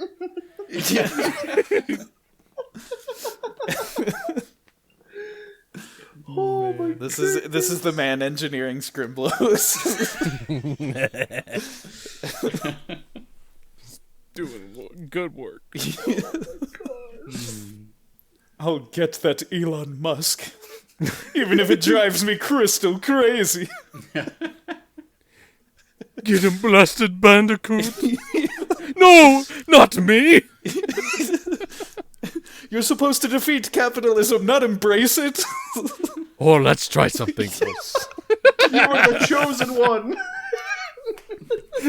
I think this conversation's flown off the rails. Oh my god. Maybe. Welcome to Tradin Faves Crash Bandicoot. The twist. Yeah. The plot twist. We're playing the Insane Trilogy. I was gonna say, we need some Gadgetech grind rail boots to get us back on track. Oh. Quit railroading us, DM. Segue. You put on these shoes and you stick to the ceiling and you stay there until this podcast is done. Okay. Are you giving these to me or not? Gosh. It's a good story. We didn't talk about it in the gameplay section, but with the gadgets, right? Yeah. Mm-hmm. I know this is your favorite, but how do you guys feel about like the weapon wheel and manually assigning that, and then having to go and use your gadgets? Because I remember not liking that too Yeah. much. I saw what they were going for. I like that they at least give you, like a hot bar to like quick select some things, and you can put That's your true. favorites on there. That makes it way better than just, like Ocarina of Time style opening up a menu and having to pick from everything and assign your 3 That's items. true. Like, Yeah. because in games like those, you're just constantly pausing and having to select stuff. Whereas here, they're like, you can at least like have your favorites like on hand very quickly. Yeah, that's true. But it definitely feels like I couldn't put enough on there, and I keep finding myself in situations where it's like, oh, I gotta pause and get this one specific item Still for this ran into it. situation. So Yeah. it could Yeah. be Feel? it could be better, but it's not the worst for a Yeah, game it could have of been this much era. Right. worse.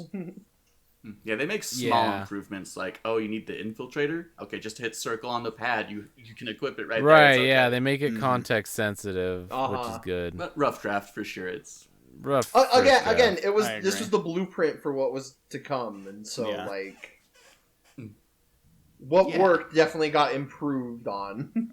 Yeah. Like the checkpoint. The check- this game is easy, and I won't hear otherwise. All right, moving on.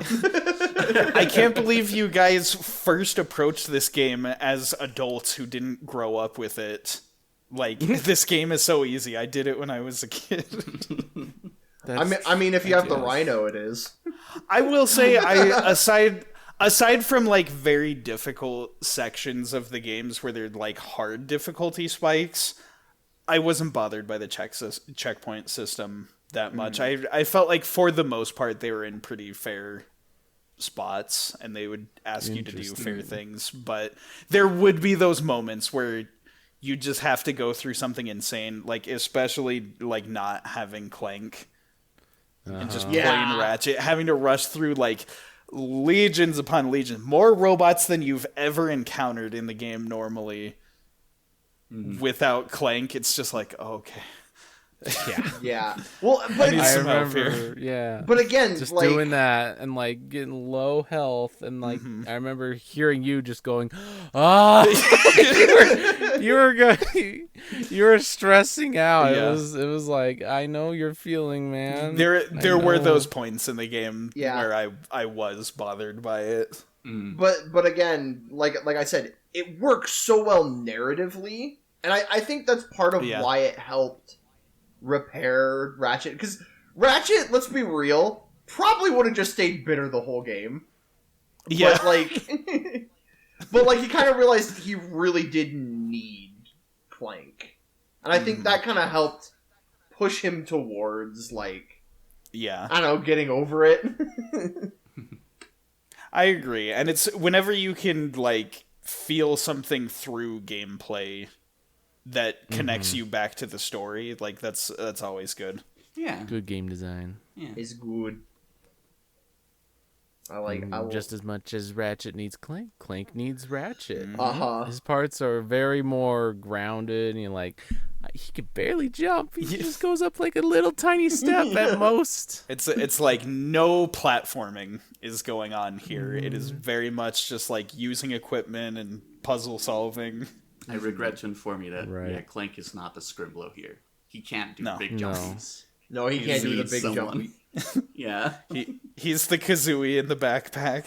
He needs uppies. He needs uppies. Uppies. I need some uppies. Please, Ratchet. Have a heart. Didn't mean to derail yet, but I'm just like, No, that's yeah, that's those an are my important notes. part of the game that I was like, yeah, we didn't talk about that, and Talk that about was that. I know. Mm-hmm. that was a very huge There's so aspect much to of my this playthrough. game, like, because that was the other thing that really surprised me was like the length of this game.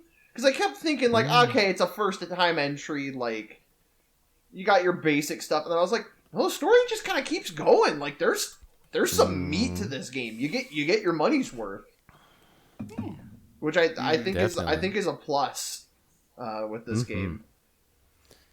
And You you didn't know, do it, but I did go for all the gold bolts, Right. and all the Ooh, yeah. skill points. Yeah. So your gameplay was like, you still do a lot of it. Like honestly, it's surprising, but like, there's still a lot more you could do in that game. yeah, It's true, yeah. exactly. We just got like the base experience, and then we're like, okay, this is what the game is. You can talk about it now, but it's like, if you want to go the extra mile to like find everything and experience everything, Yeah, there's more there. Yeah, I do feel like I could see myself coming back to this game to try and 100% it later. Yay! There is New Game Plus. Yeah, it's like least true as important well. in this game compared to the rest of the series. But you can just keep playing this game again and again and again. Well, and The Dark Souls of Ratchet. it's interesting too because like, especially in that era when this came out, where like you couldn't just go out and like buy every new game, chew through it in an hour, and then be done with it and go get the next one. Like. Yeah. Especially growing up in the era that we did, you were kind of at the mercy of whatever your parents got you. Yeah. And, you'd replay those games a lot. So games with, like, a lot of replay value were always, like, big hits. Mm-hmm. Oh, yeah, definitely. You can upgrade all your weapons to gold status, and you can you can enjoy the perks of having the rhino. Rhino's so The good. Rhino. That was... Rip ya a new one. Rhino. Rip ya a new one. A new one. It's so good. I will say, because you attempted the final boss without it.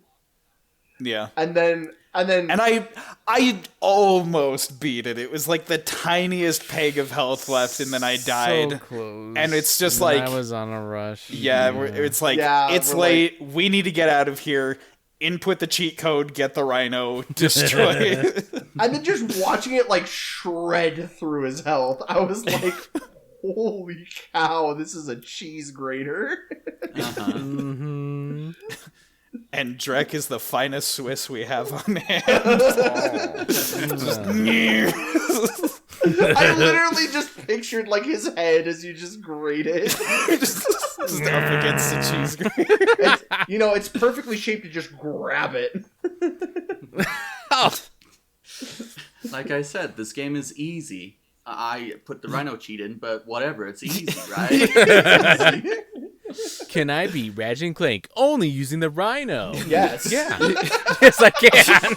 Just sitting there, like, nuking 8 different things simultaneously, and then turning around and being like, I don't know why you guys are struggling so much. This is easy. Oh no, he took away our giant Clank robot. Anyway, Rhino. This is faster anyway. It's okay. Yeah. Definitely changed the vibe of that endgame encounter. Oh man. But it was fun. Whenever I do revisit this game, I'm also looking forward to playing it not with like a big time crunch. Yeah. Just sit down and enjoy it. Yeah. That is, I think a lot of, like, there were sections of the game that stressed me out because I was trying to do them quickly, as opposed to you had just, an audience, a larger audience than a usual, captive audience. Watching your every move. judging you silently. It wasn't silent. Yeah. It was very vocally. Oh, you know what I randomly remembered was that bit where you were, like, navigating, and then Guano was, like, directing you with a soundboard. If I'm supposed to turn left, play this sound. If I'm supposed to turn right, play this sound. Yes. No. Yes. No. Yes. Nope. That was so much fun. We did have some fun. I think there was like I got free Discord Nitro for a month, so I remember horsing around with the soundboard during those like first couple of sessions we did. I want a sound clip of Ratchet going, "Get off me, you idiot!" Because I feel like I quote that a lot. Yeah, we can definitely put that on our server. There's definitely like a couple of lines of dialogue that we just quoted a bunch. Mm-hmm. Or just like, I know the one I'm gonna sell you for scrap metal was like Yeah.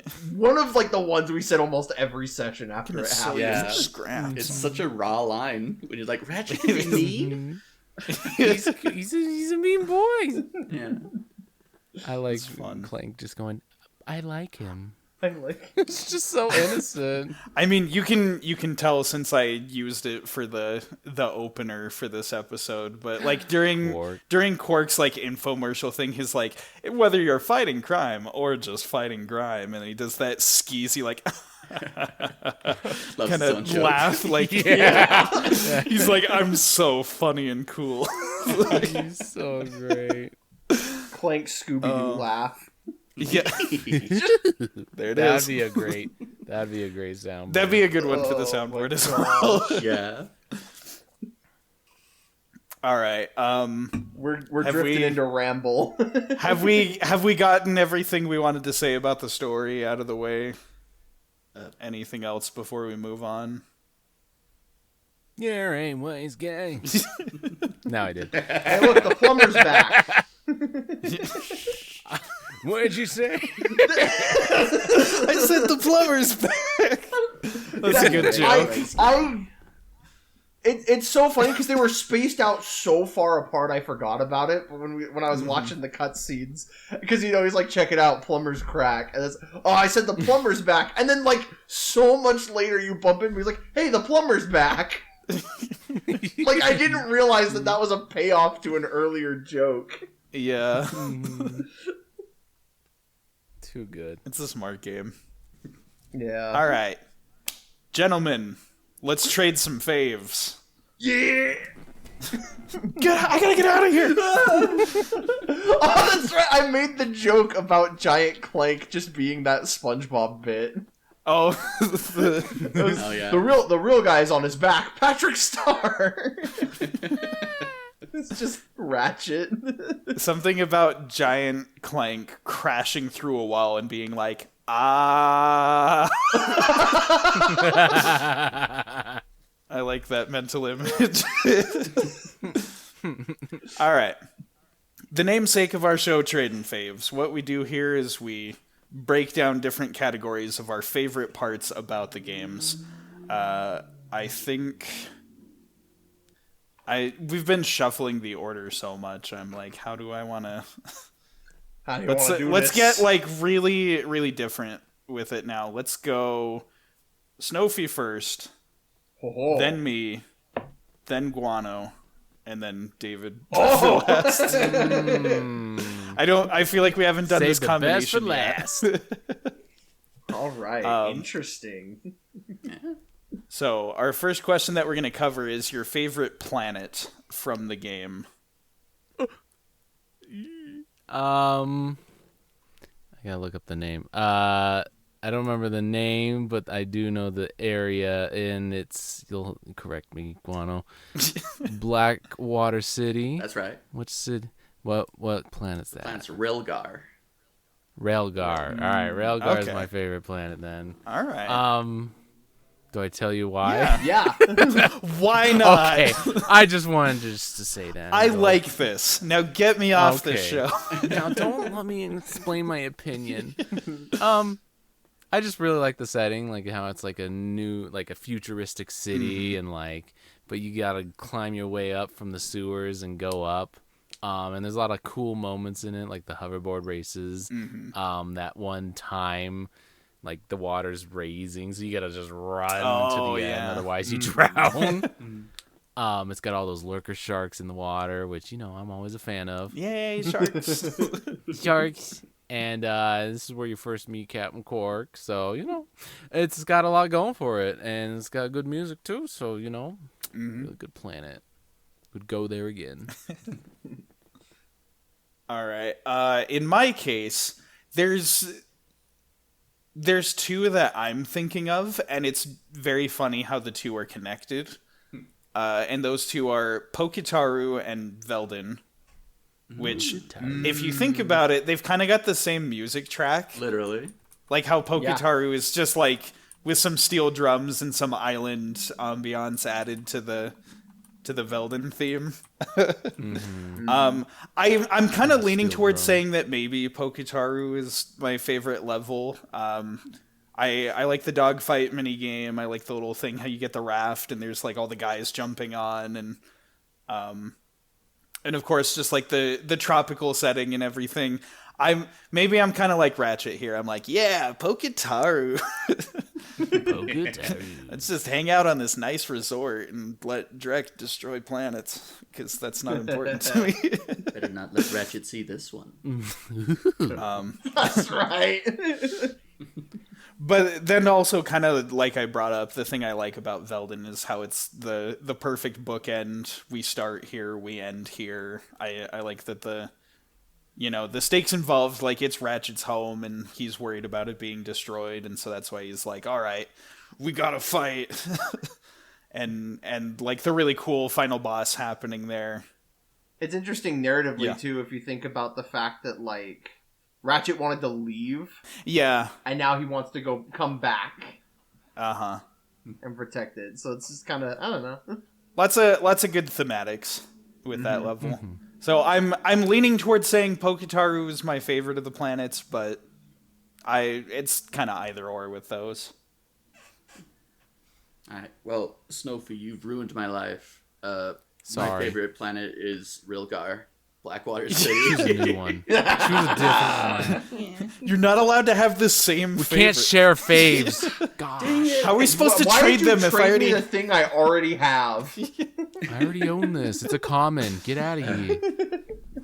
Definitely the water chase sequence was like weirdly formative, I guess, for me. It's like, this is too hard. I can't do this. Let me go do something else. And the neat thing about the game is like every planet has like a checklist of like, here's the things you need to do to like beat the game, essentially. So it's like, this is the only thing I have to do, but it's too hard. And I don't know, just, enough trial and error overcame it. It's a cool section. You don't immediately die when you run out of time. You have to play it through. Got drowned. And then it also, the planet in general has like a fun little Easter egg I never got to bring up. So there's all these extermination bots, basically, like they attack you by shooting like this poison gas at you. Even like the big tanks are just shooting this gas at you. A thing we never got to see is later in the game, you get the oxygen mask. You can put it on for fun if you want to. You go back to Rilgar, they can't do anything to you. Wow, you're immune with that mask on. That's cool. So a little extra detail there. I like Rilgar. It has so many of those cool little details. Yeah.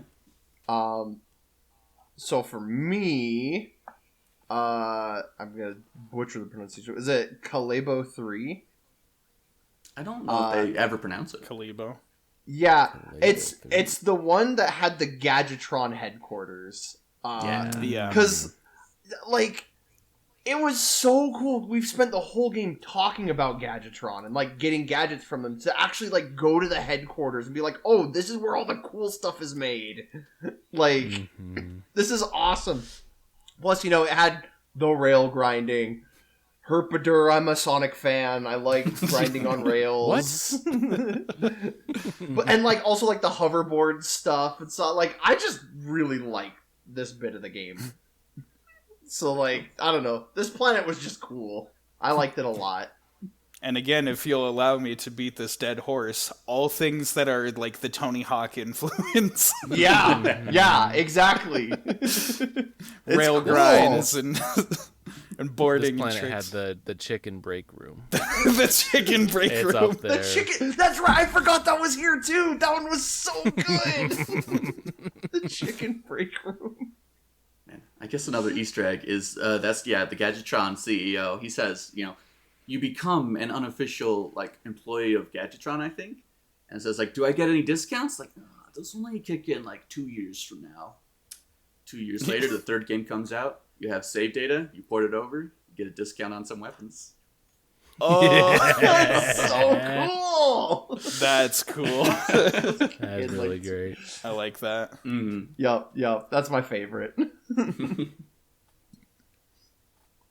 All right. Our next category, favorite weapon. Oh, I gotta start again, huh? Yeah. We're back to you. Well, I might take someone's favorite then, unfortunately. That's all right. But my favorite has got to be the Glove of Doom. Heck yeah! I'm jumping forward to talk about it with you, because holy cow, the Glove of Doom is... You know what? I might be biased, because Sakura was with us the day that we got that. Oh, that's and true. she was That's true. hyping it up so much, but like genuinely, like it was one of the most useful weapons in our arsenal, and like it was just fun. I just love the way they cackle and laugh. Yeah. So how it works, you just throw it out and you get 4 little boys and they go and attack enemies for you, and you have to do anything. They just do their own little menacing thing. It's great. Me and the Love 'em, boys and at it, 3 a.m. looking for bolts. I remember using it a lot in my playthrough, just like, this is hard and I have 1 HP, there's enemies up there, just Glove of Doom, and I'm just gonna let them do all Let me the just work, sick my so. children on them. Go, my boys. We have removed the child leash off of the child. Now go. Yeah. Rattle 'em, boys! Go ask if they have games on their phone. And then explode when they don't. So yeah, it's such a unique concept. Like what other game allows you just to summon minions to go attack for you? You know, it's like not a lot. So great game, great weapon, great concept. Yep. Yeah. All right. My favorite weapon, out of many of them, I did like quite a few of the different ones that were there, and I definitely will tip my hat to the Glove of Doom, because it was a very good one. By the end of the game, I found myself most enjoying the blaster. And I know I ragged on the gunplay from Shadow the Hedgehog, but in a very similar vein to that one, just holding down the shooting button and rushing by and just letting a spray of bullets wash over everything, it's really nice. And also, like, it was the weapon that felt the most comfortable to use during the direct fight as well. Yep. Just chase after him, hold the button down, and just let the auto aim do the hard part for you. And I like the sound it makes when you shoot it. Pew pew make brain feel good. Guano, take us home. I feel like I have maybe a more boring one. I don't know, because this is definitely a late game weapon. I don't think we even saw it a lot. The Tesla Claw is really cool. You know, Yeah, That one was I- cool. I didn't get to use it much. We picked it up right at the end, and then it was like not very helpful in the areas where I was in. Yeah, but Yeah. it's powerful. It like chains between enemies. Sometimes I just think I like that graphical effect. You know, Yeah. it's like if you get a weapon and the bullets like rebound and go for other enemies, like cool, you got me. Definitely something I'll be making use of during New Game Plus. I do like that, like, the standard enemies can also have, like, that weapon. Because they have... You run into some enemies that have that weapon, too, I remember. Yeah. And so it's, once again, it makes the universe feel bigger by making it smaller. And then I don't know, honorable runner-up, the series best Rhino. That's a good Rhino. Yeah. Yeah. Yeah. I would say the only thing that I don't like about the Rhino is that because it makes the game too easy, then it's Yes. you reach a Yeah. point where you kind of feel like you're not playing even the same game anymore. Yes. Oh, it costs like 130,000 bolts or something. Yeah. It's like, you gotta grind for it. It's worth every bolt. Yeah. It's like a truly significant number. It was very handy we had to cheat for it, because that was not happening anytime soon. Back in the day, you had to like jump on the hoverboard track, pick out your taunter, and then leave it leave your PS2 on for like 8 hours. Yeah. You, like, tape the button down. Yes. Yep, pretty much. And that's how you got the bolts back in the day. Just like leaving your console run while you're getting all the bolts and then later you're like, there's a cheat code. Yeah. I could have just done this. Ah, dang it. Man. All right. Next, we're going to talk about favorite character. Oh.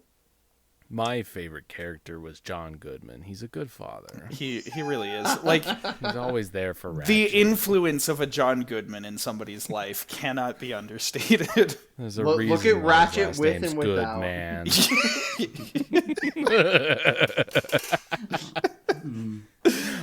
Oh, wait, we're talking about the first one. Yeah. Shoot. Well, obviously, I said it before, but definitely Quark. Mm-hmm. He's just so great. He's just silly. he's a buffoon. He's silly, but he's just he's just good. He's what you like superhero. Everyone idolizes him, but then you meet him in real life, and he's just like this is Quark. You're like, huh. Never meet your heroes. Yeah, never he is meet the your heroes. embodiment of that. Like me. Yeah, he's great, and every cutscene with him is just gold. So he's just my boy, so good. All right. My favorite character was Clank. Yeah. He's such a sweetheart, and he's so naive but well intentioned, and I'm really fond of characters like that. As we've been, memeing about this whole time, his little laugh is adorable. And like every time you get like new upgrades, I love seeing the ways that he interfaces with them. Like I love the little like jet wings on him when you get the jetpack, and he's just like, I'm a little plane guy now. Look at me. I am the man. The man. And like one thing that I deeply respect about this character is just his patience for dealing with Ratchet in this game. Like there are moments where like sometimes I kind of do feel like, okay, Ratchet's being mean, but like he is kind of justified for feeling this way. Like there's not technically like a reason that he has to care. It's just, like if you've got empathy. But like the fact that Clank is so willing to just like work with Ratchet, despite the fact that like he's being so mean to him, and he's like, well, it's what we got to do, so I'm gonna make the most of it. And like I feel like Clank is never the one to like start a fight. It's always like Ratchet sassing him, and then he'll throw it back if he has to, but usually he's like trying to maintain the peace, which I do like about him. Mm-hmm. He's a good boy. He's a good Boy. Yeah, kind of same. I think I put down both Ratchet and Clank. Yeah. Weird, right? Yeah. Yeah. How can you choose? Part of this is because I am, poisoned by the future games in the series, and I touched on this before. Mm-hmm. Like, they're not the same characters in this game as they are in, like, almost every single other one. So, in that way, I do want to shout out, Ratchet. He's a nasty bad boy. He's a stinky guy. And He's a bad boy, but he's a fun bad boy. Exactly. Like, it's okay. He's our bad boy. Yeah. He's got drive. He's got personality. Like, not every, protagonist point of view character has to be likable. They don't have to be good. Mm-hmm. And so, I don't know. This Ratchet is just the strongest to me in this long series. He loses his edge, and I think that is a shame. Yeah. He's really scrappy. And that's... I like that. Yeah. Yeah. All right, David, bring us home. Well, bringing it home, I'm bringing it right back because I also have Clank. Yeah. Wow. It surprised me. Well, because, like, again, I went into this thinking that Ratchet was going to be my favorite, and then was just kind of blindsided by how much I liked Clank, and just how, like, well-intentioned he is. Like, he's so kind and caring, and as you mentioned, patient. Like the part of the game that really like stuck with me of like I really like Clank was like where he's like, I hope I made you proud, Mom, and I'm like, Oh yeah. oh, You already have. oh, he's just a sweet boy. He's just the sweetest boy. So wholesome. And like again, but like he's naive to the world around him, which is so weird for like a robot character. And so it's cool that like somebody as jaded as Ratchet is kind of like helping him. Yeah. You know, and like I think you nailed it in that like they really do balance each other in such a good way. So yeah, it's Clank. Yeah. Very nice. All right, you've been waiting for so long for this one, Snowfy. It's your favorite song. You finally get to talk about it. Yay! I forgot it. Sorry. Okay. All right. So my favorite. No, I would have to definitely go to Umbrus Quark HQ. Yeah. It's the Quark headquarters where you got to go through this gauntlet of turret sprinklers and whatnot. Right. It's just so funky and like and then it's got that good like melody going, like the nice electronic melody in the background, and just, you know me, I like that good electronic music, so it just works on all fronts there. And you know, it's hard to choose in this game because there's just so many. You know, I was like, do I go with the Metropolis one because that one's just so iconic? But I think honestly, I come back to this and like I remember, you know, humming it in my free time. So yeah, that's how I know it's a good song. Yeah, I remember like looking at the soundtrack, and at first I had like 6 tracks that were all like competing for favorite, and I was like, all right, can I narrow this down? Because these are all pretty good. And to give 2 honorable mentions before I get to my actual favorite pick, the Blackwater City hoverboard race is a really good track. That one covers more of like the electronic aspect of the soundtrack, and then for the orchestral, I also really like the Snaggle Beast fight. Yeah, That was another one. In terms of like the orchestra in the game, I think that's one that goes really hard and does a really good job at that. But above all, I've been really not subtle about it. I keep bringing up, out of all the many mini games that are in here, I keep bringing up that darn dogfight mini game. Yeah. So as far as my favorite track in the series, the Poketaru dogfight music, that one's really good, and you don't get to hear it in game because of all the sound mixing issues and the explosions and whatever. Like, you pretty much like barely get to hear the music unless you like stop shooting. yeah. And die. Yeah. And then you die. Yeah, and then you die because you're not shooting. But when you do get to hear the music track, it's so good. And that's, from what I hear, that's like one of the songs that they reuse in later games, just at various moments. Like, apparently it's one of the songs that returns in the series, which makes me happy because it's just really hype. It's good. Interesting. Yeah, didn't realize that. Cool. Well, yeah, like you said, there's a lot of tracks to choose from. They're all really good, so I didn't think about it too hard. I think one that I keep coming back to is Iridia. That's Outpost X11. That's the earlier one where you find skid McMarks and fight all those sand sharks. Oh, that's right. Yeah. I don't know. Again, I really didn't go back to it. I didn't want to agonize over this choice. But like, That's fair. the atmosphere of it, it's like the first nighttime level you have. It blends together really well. But again, hard to choose. I also really like Rilgar. Quark's HQ is really good. How many more can I list off? The do all of them. soundtrack. You get a max of 7. But yeah, Iridia is the one I'll go with. Nice. That's good. So for me, fun drinking game every time we say it with his voice inflection. Poketaru. Yeah, the Jawai Resort. I really like this one because it's funny because usually when we're getting ready to record an episode, I'll go back and as I'm driving to work because I have a long commute, I'll play the soundtrack, or like when I'm doing the art, I'll listen to the soundtrack while I'm drawing. So I really get a good sense of the sound.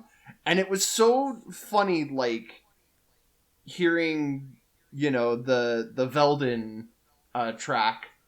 And then later, all of a sudden, I'm like, didn't I hear this? Wait a minute. But there's, like, this steel drum in here that, like, it really does capture the vibe. It captures the vibe of, like, a beach resort. And so it just, like, of everything else in the soundtrack, this one stood out the most to me. It was the one that I kept, like, coming back to and just being like, I think this one is my favorite. Not that, like, there weren't others that were contenders, but this is the one that, like, it wouldn't leave my brain. And so I think I have to say that it's my favorite. Absolutely. That's a good choice. That is a good one. Yeah. All of them are good choices. We need to do another, like what we did with Sonic Frontiers, where we just take the two songs and we have to rank them. Yeah. Oh, yeah. Man, yeah. And then we find the best one.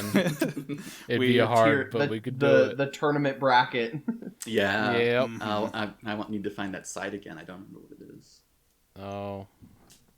Oh, wow. I don't either. It shouldn't be hard to find. Yeah. But let's see. For our final segment that we have our favorite moment, just from the game generally, and then also our favorite moment from us playing through the game. Oh, okay. So to start off first, we'll ask like favorite moment just from the game. See, that's a hard one.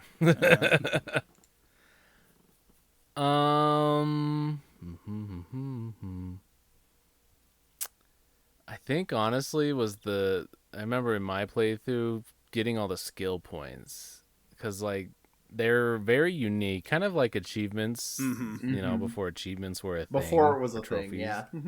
Yeah, so you just got to do these weird things, and I like the ones that aren't like, oh, just get everything, or collect 100 whatevers. I like the ones where it's unique, like I guess one of them we mentioned is where you have to fly all the way down in Metropolis, down between the giant Quark statue.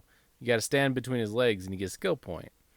Or like you got to break all the boxes that are underwater on Poketaru, and just like a bunch of unique situations.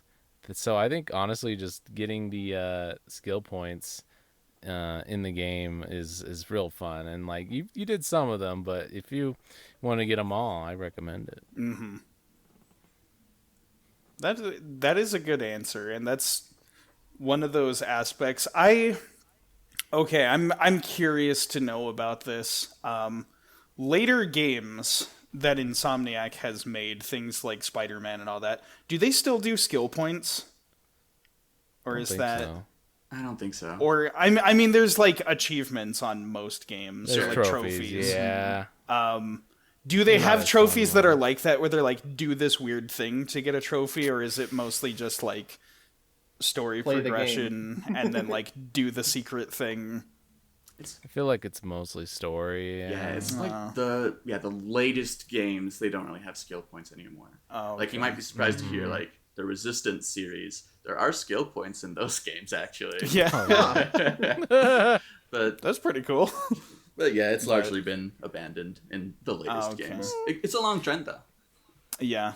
That is unfortunate, because I'll definitely agree with you. That's a good addition to those types of games, the Spyro games, all them. And I'm definitely not stalling because I forgot to put an answer on this last question. But I think, like, I don't know, I've gushed about it enough. Like, I really did enjoy the dogfight minigame. That's something that I liked. I would also say, like, it's maybe not so much a moment as, like, from this point on to the rest of the game, but just, like, getting the thruster pack and being able to enjoy the movement there.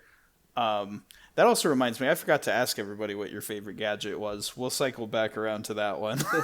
But first, let's keep ourselves focused. Guano, favorite moment in game? I kind of brought it up already. The flooding sewers in Rilgar are just Yeah. a big momentous thing for me. I don't know. I like it a You lot. do bring it up a lot. It's the only thing I know. When we're not even talking about Ratchet and Clank, you bring it up. It was in Little Big Planet when they added water with like the Pirates of the Caribbean pack or whatever.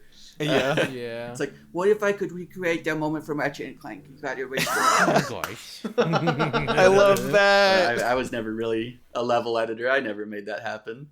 That's so good. That's funny. I do love that. That's that for me. Oh man, David.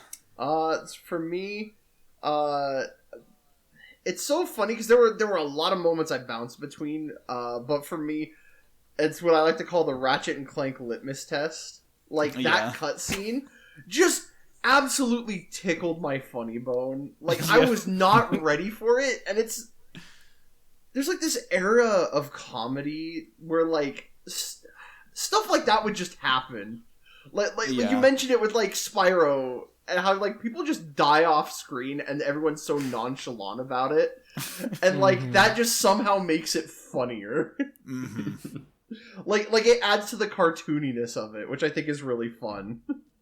It's I don't know, silly and wacky, but there's also a bit of gallows humor in there, and it's like these mix pretty well. Exactly. It's a fun combination. And so like that cutscene, like even after we'd wrapped up the session, like days later, I was still thinking about it. just because it was so funny to me. Just the lady like news reporting and just stuff happening in the background, and like I'm a sucker for that kind of humor. Yeah. All right, then. To cycle back around, again, I apologize that I forgot about this one. What's your favorite gadget, Snowfy?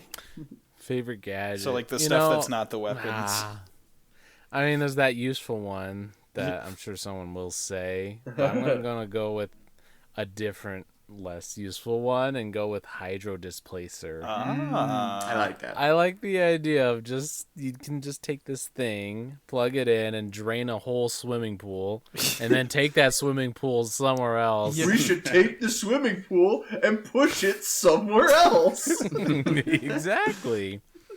It doesn't come up a lot, but when it does, I'm like, that's great. And then like, the lurker sharks are in there, and you're like, you remove the water and all of a sudden they become a lot less threatening. So, give me some joy out of that. So Yeah. I'm gonna say Hydro Displacer. I found some moments where like I wasn't like thrilled to use it like gameplay wise, but like concept wise I was always like, oh, I like this great.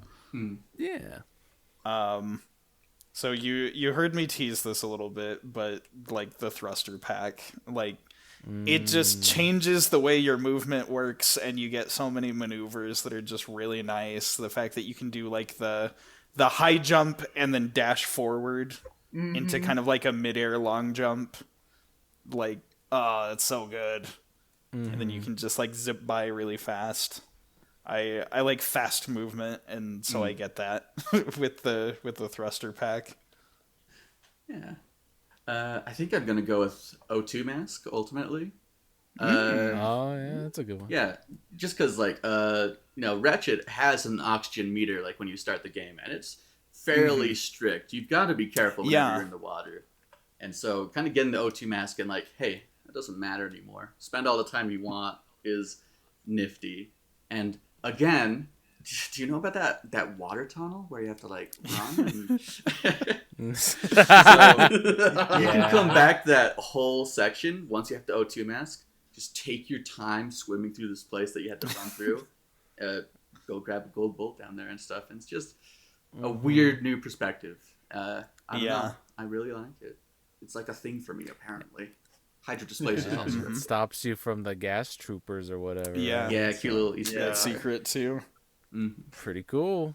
Good stuff. For me, so I had two, and I kept flip-flopping between the two of them. And so I'm like, I think I just gotta list both of them, and you can decide which one is my favorite. And I'll be like, yup, that's it. So for me, it was a tie between the grind boots and the swing shot. Yeah. Because, like, on the one hand, I love the grind boots, my Sonic brain. It's just like, grinding, and it's good grinding, too. Like, you know, it's just fun, you know, jumping between lanes kind of gameplay, but, like, it looks cool. You know, I love it. But then also, like, the swing shot, I was thinking about it, because I was like, man, this is a really great movement option, and, like, I don't know, I just thought it was neat. Like, I love a good grappling hook. It's one of those like gadgets you're like, man, if I had this in real life, I would make the same mistakes that everyone in the commercials would do, but like I would have it. That's a good point. I'm glad you like those two, because those are the ones that are like in almost They're every consistent. game. Yeah. They keep coming back. Good. That is good. I wonder why. With the grinding mechanics, I also want to comment about like how straightforward and easy it is to like hop from side rail to side rail. And I'm there just like playing that, and I'm just like, suck it, Sonic Heroes. Like, this is how you do rail switching. It's so easy. Man. Rail Canyon's cool in concept, at I love least. Rail Canyon. Yeah. I mean, like, I know how to do the rail swap now. You just hold the control stick in the direction of the other rail, and then you push the jump button, like, after your character leans. But, like, there's nothing that conveys that to you as a player, and they don't explain it. So you just end up flying off the rails wildly and dying. Whereas here, it's just like, oh, left and right, and you just, like, boop, and you're on the other rail. It's very easy. It's so easy. You can also jump and swing your ratchet and stuff. Like That's true. Yeah. Which again, like, I do get the sense that Shadow the Hedgehog may have at least partially been influenced by this, because Shadow has that sort of rail hopping like this game, which is, you know, after Heroes. So they're like, oh, we messed up. This is how you're supposed to do it. Ratchet kind of set the example there. I forgot about that. yeah. You know what else? Other section you skipped over. Did I skip another one? Yeah, it was minigame / level gimmick. I don't have that one in my notes. Did you not? We might have added it later. You posted I've got it in Discord. my sheet. Oh, okay. Yeah, I've got it in mine.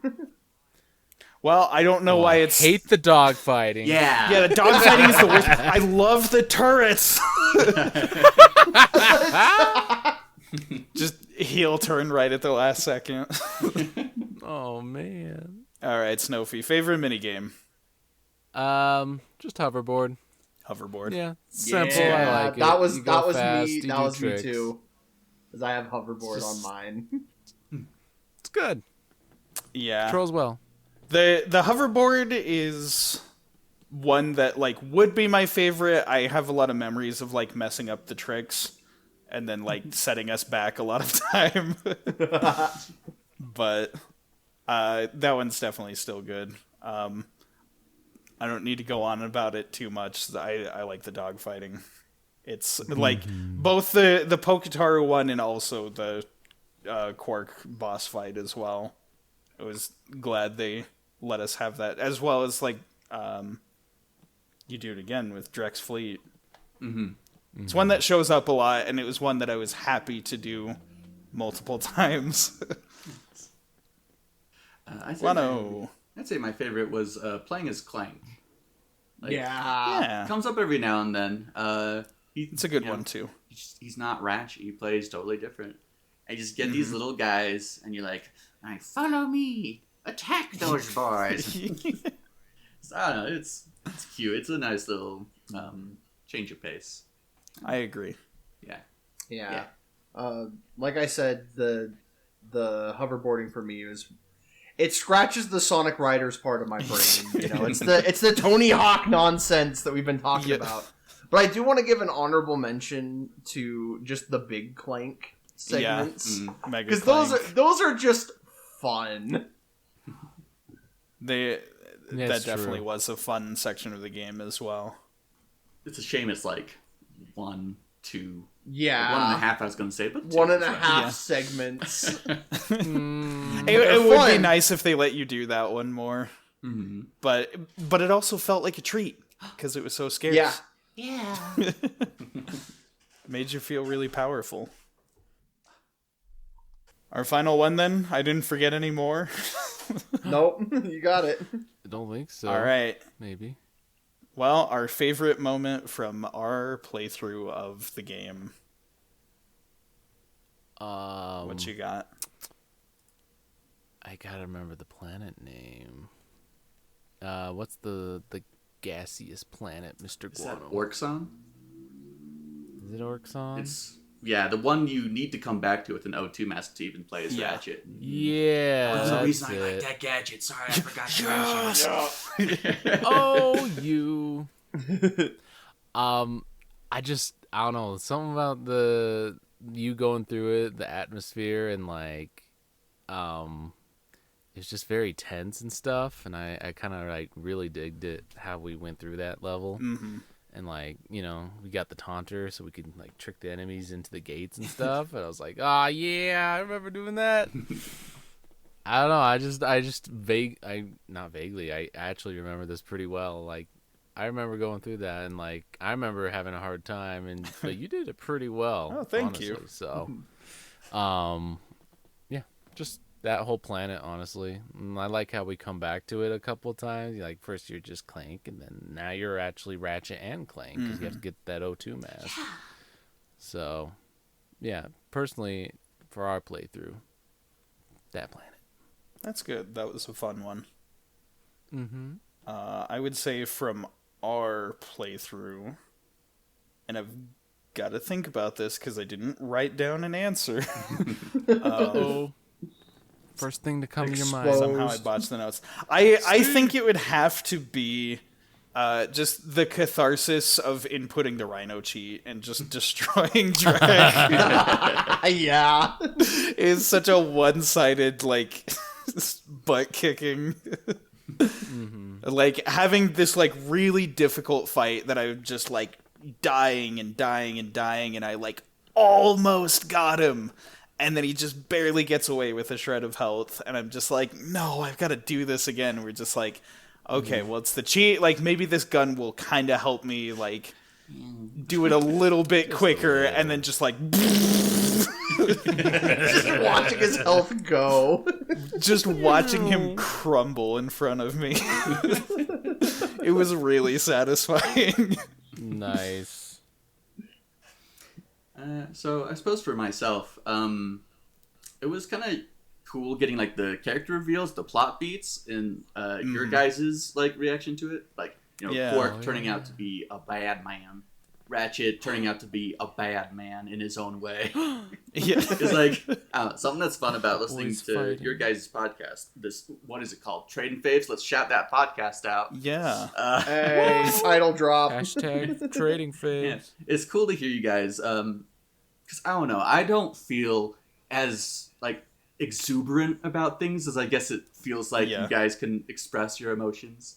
So in this way, I'm like, oh yeah, that is a lot of like fun. Hear you guys like react to that and like really enjoy some of these beats. Like, oh yeah, that is pretty cool. Oh yeah, that is really nice. The rotten part of my soul is. You do have a I heart. remember when I was young. You have a heart. We're just trying to be the Clank to your Ratchet. Yeah, exactly. Aww. You're bringing me back. Thank you. Oh man. Okay. So for me, again, I had two, and they've been battling it, and I'm like, I could go either way, like either or. Like, because there is Guano again directing us with the soundboard. That day was so funny. Like all of us were just on something that day, and it was I don't know. The energy was just really fun. That was on Orxon. But also competing with that, I think, was just that absolutely scuffed first session that we had. like because I'm like, okay, here we go. We're going into this game, and like we were playing, the PS3 port. Yeah. And like I'm experiencing it in the worst way possible, and it just was so hysterical to me, and just having all of us there in that call, I was like, this is gonna be a fun playthrough. Yeah. The excitement. It just like, because now like if I ever go back and play that game, I'm going to be reminded of that moment. Like it will live on with me forever as like, this is how I was introduced to this game. Yeah. It was delightful. It's good. It was I will also say maybe honorable mention goes to that one night when every single time David was going to make a joke, one of us would say it first. Oh yeah, he just kept stealing his jokes. like a half second before, like, my mouth was open and then somebody else would make the joke. And you're like, oh no. That happened a kept good happening. like 6 or 7 times that night. It was like crazy. constant that whole time. That was a good one too. Oh my gosh, I forgot. That's right. I don't even remember the jokes I was trying to make because everyone else kept making them. Quicker on the draw. All right. Well, I think it's finally time to put this beautiful collab baby to bed. Yeah. We'll wrap up with our final section of the podcast. This is our final thoughts. For this one in particular, I feel like we should work our way in reverse order of the person with the most Ratchet experience starting us off, and then we'll kind of work our way down. So we'll go in the order of Guano, then Snowfy, and then David, and then I'll bring us home. Okay. I guess I'm glad I'm going first because I don't have that much to say, actually. That's fair. I feel like I got my thoughts out.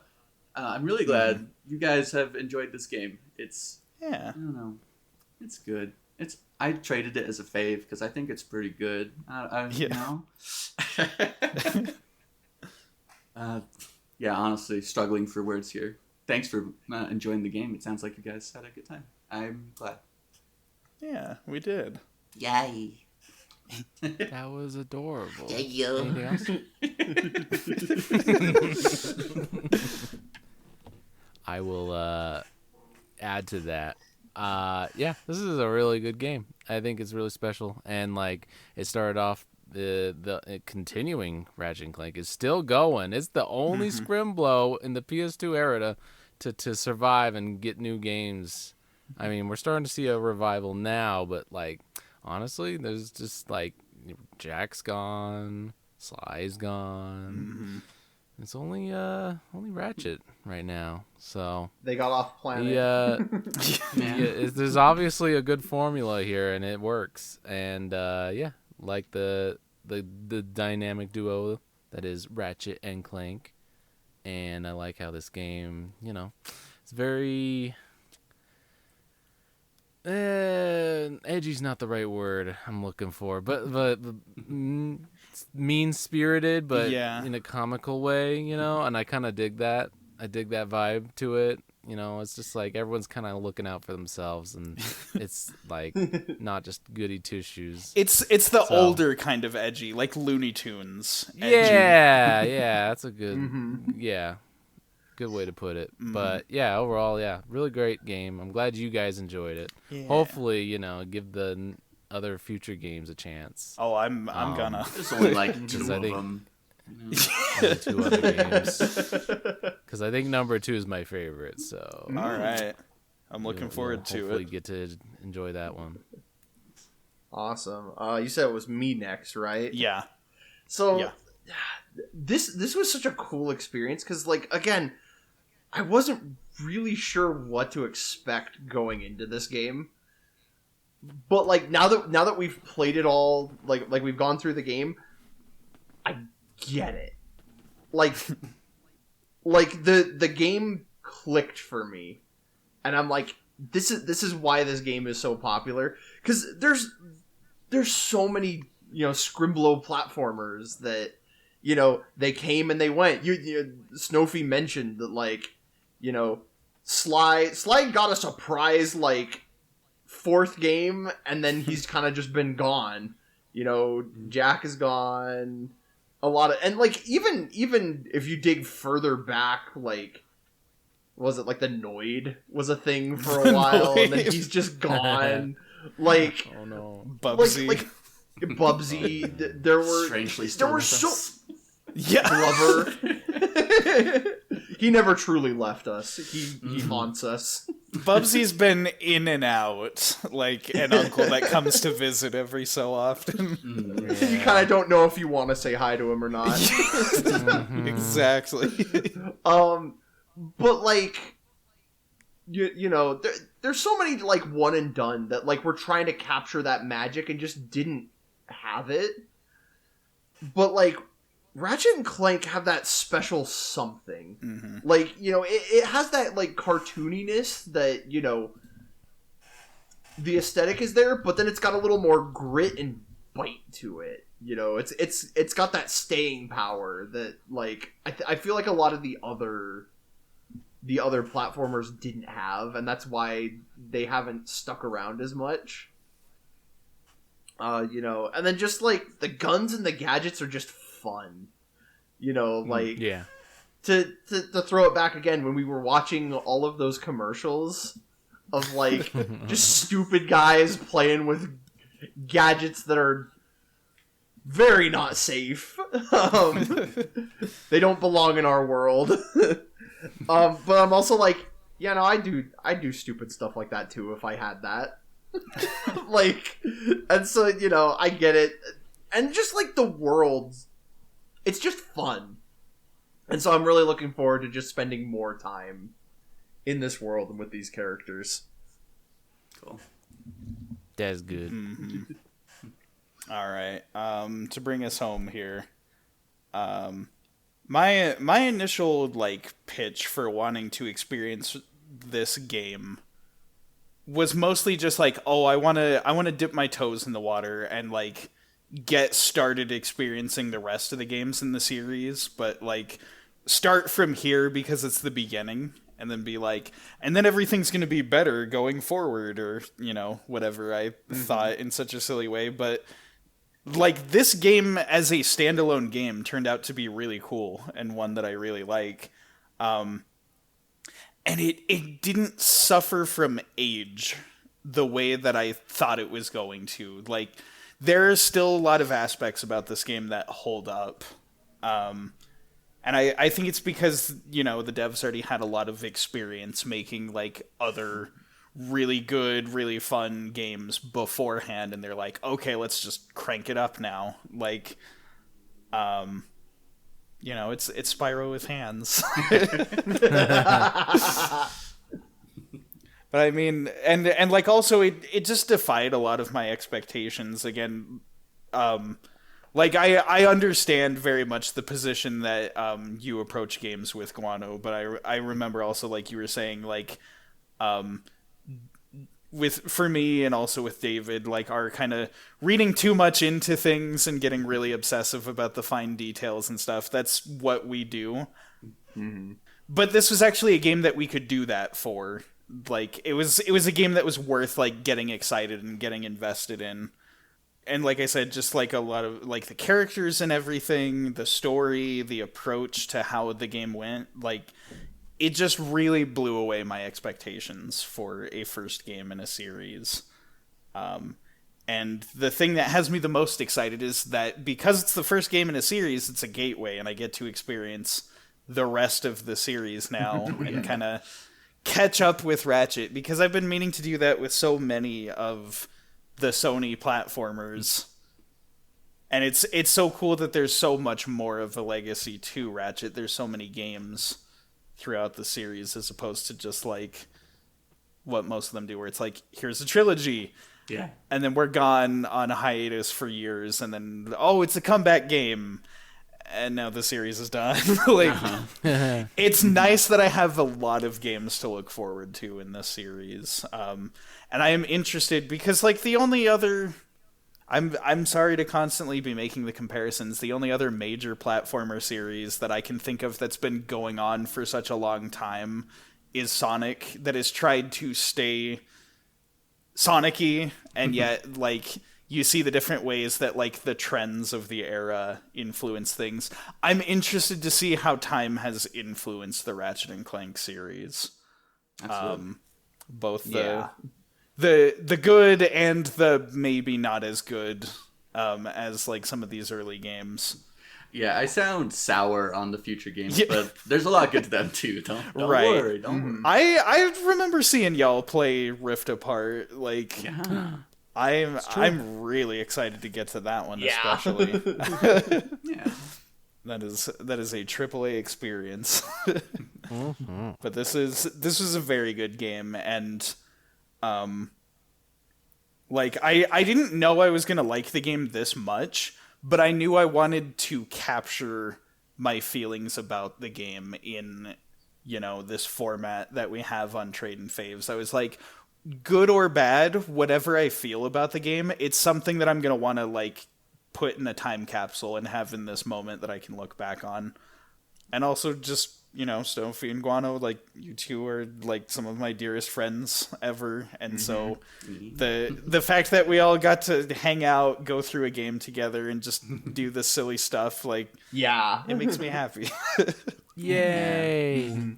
There's something to be said about sharing a game with somebody. It's you know, we've been doing it now for a while, just between us and obviously, like, you guys, you know, on your channel and stuff. But, like, it makes the game that much more memorable when you have somebody to share it with. Definitely. I think that's always my thing too. Like, not just with video games, but with any sort of an experience. It's always a lot more fun to experience it with somebody who is a fan of it. Because that always, like, they're sitting there with it, like, soaking in, like, your first reactions to something, and you can also be like, you can kind of feed off of their excitement for the stuff that they've already experienced. It's just, it's better. Sharing is good. Sharing is caring. Aww. That's the antithesis of Tradin Faves, ain't it? Yep. No, it's not the antithesis. It's the not the thesis. The core. I mean, I always thought the core. I always thought the core of our podcast is we both like to talk, and so this is just an excuse to do that. Fair. We're giving ourselves a reason to ramble. Kind of like how we're rambling right now. Whoa! Hey. I'm rambling. Yeah, thanks for having us on. This was a lot of fun. Yeah, no problem. It was fun. It's been a long See time how it coming. works. Yeah. Yeah, it was.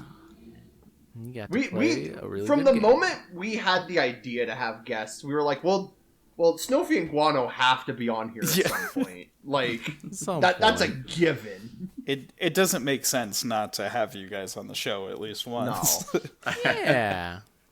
It's a show I get to listen to. Now I get to be part of it. Yeah, you gotta listen to yourself and be like, oh no. Oh, that's what it sounds like. This one. Hey, I'll give you this audio for 1,000 bolts. Just get it off of my hands. just take Got a it. great bargain for you. Oh no, I knocked over my speaker. No. Oh no. Well, we have our business to wrap up the episode with. We already kind of talked about it, but for those that are fans of my voice, I sometimes appear on the YouTube channel of Snowfy here when we do Let's Plays and the such. And as they had mentioned previously, these two do streaming, and it's very entertaining. I highly recommend it. Shucks. Thanks for lying. No. It's not a lie. That's the thing. You're like, thanks for lying. I'm kind of like, the stuff on your channel that doesn't have me in it is kind of the more interesting stuff, in my opinion. Well, and it's funny lying, because I'm on your channel every now and then when I'm like, hey, I got a fun idea. If you want to record this, you can put it on your channel. Right, like Gartic but Phone. Yeah, Gartic Kingdom Phone. Hearts Or when Jeopardy. I did the... Yeah, that was fun. that was fun to make. Yeah, I think I'll link that video, because that's, if our viewers want something that, like another video that has the four of us in it. We played Kingdom Hearts Jeopardy, and that one was really silly. That was really I good. made a fool Yeah, of myself. I'm but also yeah. I'm also a did. big fan of your Zero Escape. Yeah. That was that like rewired some brain chemistry for me. you guys made that very enjoyable. Yeah, had you seen that series before? No, I hadn't. That was your first. my exposure to it, and now Okay. every time I see Dio, I go, yeah. Yeah. That's true. That's us. Part of the problem with our playthrough of Zero Escape is that it changed the way that I think about Zero Escape, and it's too normal when other people are playing You Zero hear the Escape. actual dubbed lines like, what? Where's the character? You gotta add stuff to it. Where's the What- silly what a- ad libs?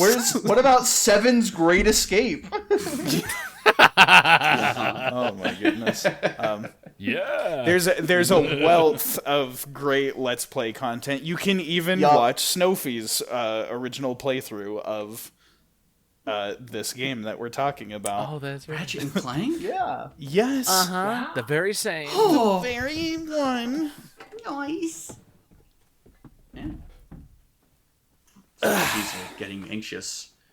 Puppies. The dogs. Are anxious. We haven't had pet interference on this podcast in a while. No, That's- yeah. Yeah. That's exciting news. I have a house for them to roam now. I have an office to hide in, so they Oh, can't yeah, bother you've got me. the cats. Oh, that's true.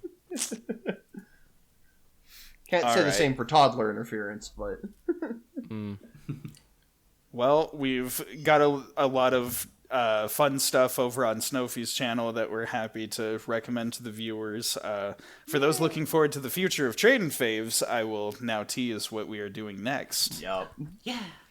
So, next time on Tradin Faves, our next game is taking us through a number of genres. Forsooth, we approacheth a castle besieged, milady, or the wild, wild west, yeah, doggy, or a pretty figure skating show. We've got lots of roles to play, but the show must go on. Our next game is Princess Peach Showtime. I knew it. Yup. Yup. I'm enjoying it. We're already that was the thing too, is we were getting into it in the middle of our trying to schedule everything. Right. So We have already played a little bit into the game. This is, for context, this is David sharing Yep, this game with me. this I've is- never played it. We're not allowed. We're out of here. No. Don't worry. We won't be This here is- next time. It's okay. This isn't for you guys. You can only be a special guest once. maybe. We used it on Ratchet. What are you doing? I don't make Mario on PlayStation for a reason. We could have played something good like Halo too.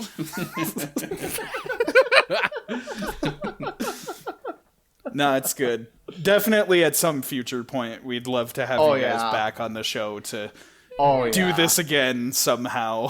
Make the schedules Ratchet work. 2. Yeah, sorry. You're Could be crawling Ratchet 2. through the Ratchet series now. Yeah. Why can't Ratchet crawl? Get off me, you You idiot. do that little like crab shimmy. Yeah, all he knows is His weird little tea bag. Oh, Ratchet. Oh, Ratchet. All right, that's a good cutting off point. Bye. bye. Turn it off! Turn it off! Yeah, turn it off! Turn it off, you idiot.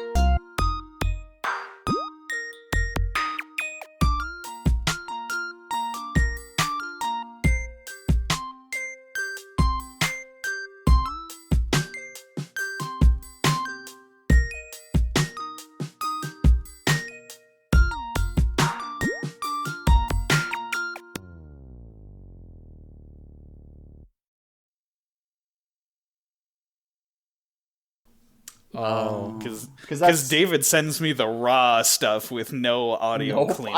I let him do the heavy lifting. Even though it's so easy to do. Gross. Okay. You think I know also started recording. technology? I have my crappy laptop Technically over there, and that's not. what I'm rocking. You know how to read and click with the mouse, which is all you need to be able to clean your More own than my audio. Yeah, Grandma. but I could make you do it instead. If you weren't constantly providing good artwork to the show, I'd replace you. Oh my gosh. I'm not this episode. He's replaceable. I need a different layout because we're doing webcams. Yeah. Yeah, And I need to access my notes. I have sure, paper, because I'm old school. Oh, Look at dang. you. That's his second screen. Yes, I've just put it over here by the monitor and just... No, that's what... This is so weird doing this with webcam. Because, like, I'm looking down, and then I'm like, wait, no, I have to look into your eyes. Like, I have a question. Hello. Sir? Sir? Someone stop him, he just keeps Sir. going. Where did he touch you? Point to the Moomin. Right there. Everywhere. Right here, in my heart. Oh. I'm sorry. He took me by the hand, and he took me up to Moomin Land. He burned my shake. I'm just an infobot. The opening joke's gonna be weird because you can see me.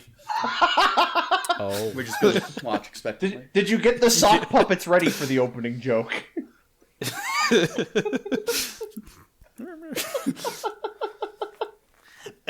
Ratchet, we've been turned into sock puppets.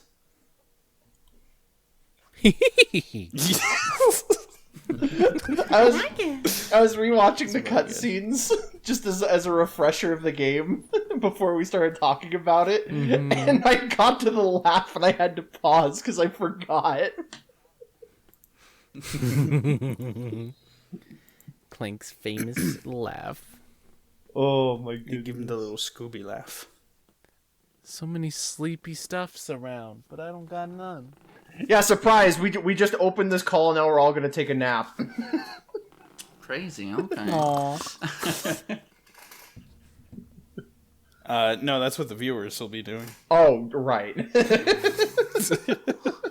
Oh man. We are the viewers. They're like, a 3-hour video? This is sleeping material. Listen to these guys go on about Sonic for the 50th time, and I'll just conk out. 50 facts about Ratchet and Clank to fall asleep to. Aw. Number 1. Should have called it Sonic. Number 2. Well, This game is worse than Sonic. Number 3. I wish Clank was Sonic. Did I tell you guys about the... Oh, gosh. It was when, I think, Jason Griffith's contract as Sonic was like wrapping up, and people were speculating who the new voice would be, and somebody pitched James Arnold Taylor and used audio from Ratchet and Clank, and I was like, wait, why does this work? I remember that one. Could have been a Sonic. He's a plucky young Scrimblow actor. Exactly. You could have done it. Yeah. It works pretty well. Gosh, this is the thing too. Every time I laugh now, I think of Clank. Yeah, we can only laugh like Clank for the entire. But I want to laugh like Scooby-Doo. Well, I got good news for you. I can't. I thought of like 5 different funny tangents. I'm not gonna let any of those happen. We gotta start. We Save it for the Yeah. podcast. No. no. So here's a peek No, into it's our not making it process. to- 5-hour podcast. We sit here and we talk about stupid stuff to warm up, and then once we're warmed up, Yeah. we just put that all at the very end and call it a blooper. And be like, if you're That's dumb enough how to you watch do this entire thing, you get to see all of our screw ups at the end. Oh All man. that Met talk. We didn't record it. Yeah, no one will know about the Mets. How about the Mets? No one knows about the Mets. All I know about the Mets is Sonic's on the team, Samus is on the team, Scooby-Doo is on the team. Ratchet's on the You team. can do a Super Smash Brothers baseball game. I thought Mega Man killed them. Oh no. I guess. No, you're thinking of Ty the Tasmanian Tiger. Well, he didn't kill them, he hospitalized them. Dude, Good on I ya, mate. remember seeing that trailer and getting so like violently angry as a kid. Like genuinely turned me off from that game for years until a friend introduced me to him. Man. because it had the opposite effect that they wanted of like, oh, we're cooler than all the other mascots, and I was like, no, you're dumb. I love all these other mascots. You're dumb. I remember I didn't feel too threatened by it. Like I was just like, oh, they're trying to make him seem cool. Like he beat up all these other platformer guys, and then I didn't get the game, and then it went on to not sell very well, and his legacy. Yeah, who's in the hospital now? I have at least the first 2. Yeah, you got them eventually. Yeah, And I because remember, they were in like like- a bargain bin at GameStop, and I was Yeah. like, oh, I remember seeing these at a friend's house.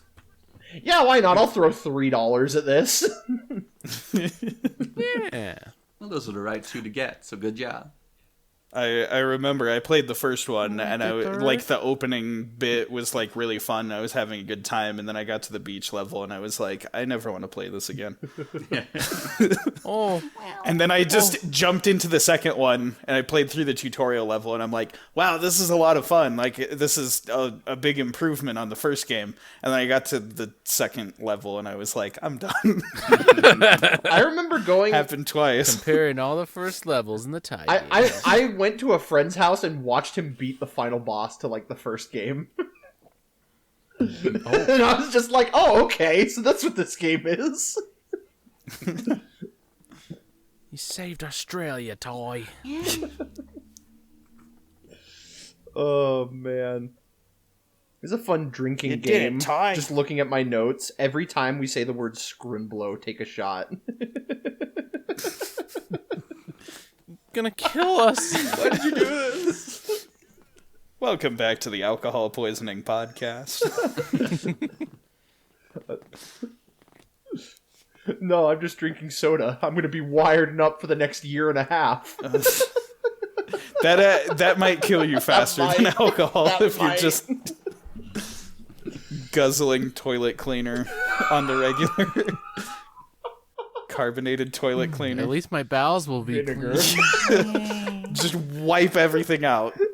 I had a friend who like said that one of these days he wanted to get like a shot like flask and then just fill it with maple syrup and just take swigs out of it. And I was like, what the heck? Why? He wants diabetes, I guess. Canada. In Canada. I want to be Canadian. There we go. I return. Time. Oh no. Oh I meant to do. He's right behind me, isn't he?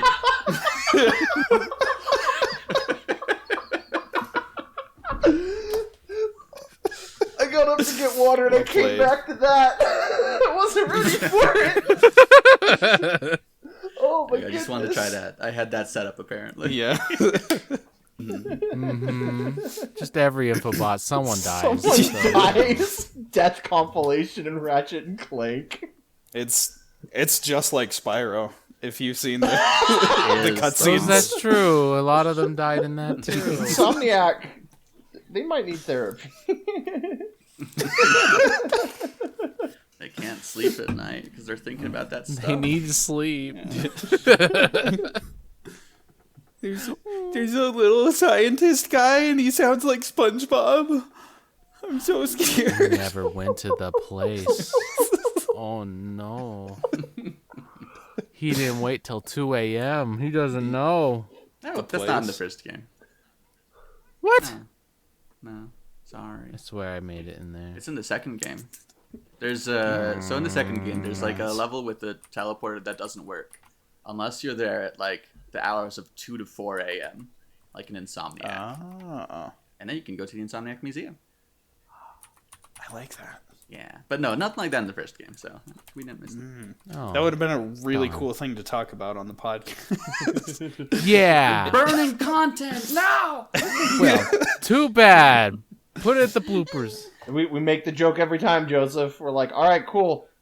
10-minute episode, 13 hours of bloopers.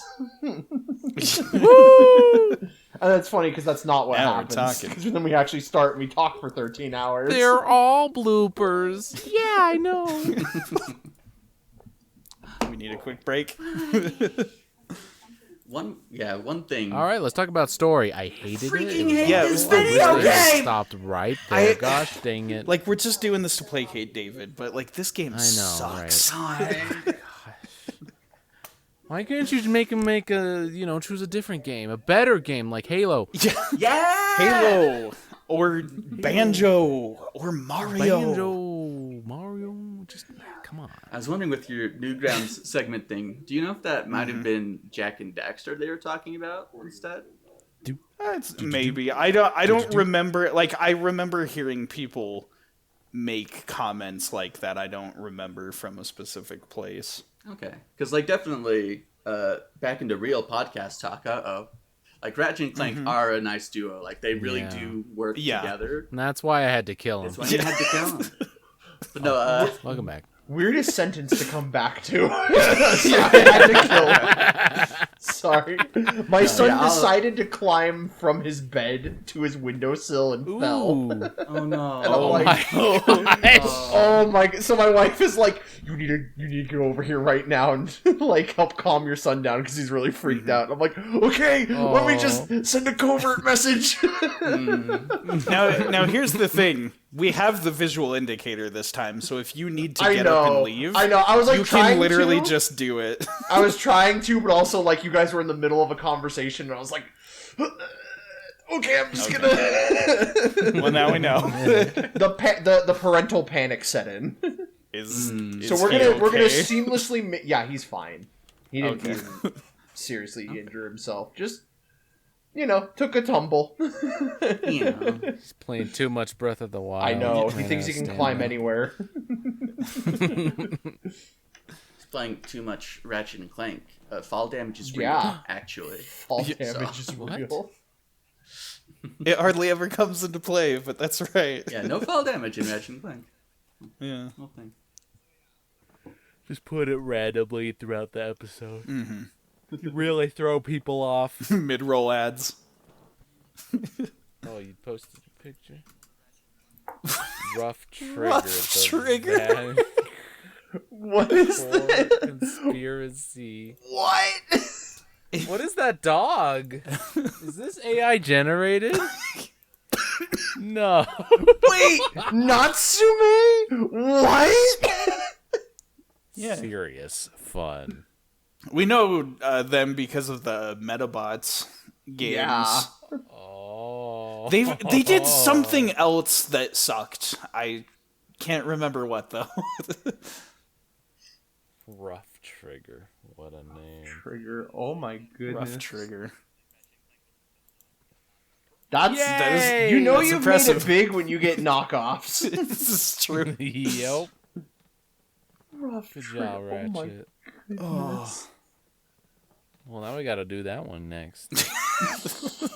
We'll Tradin save that Hates. for Tradin Hates. Yes! My man.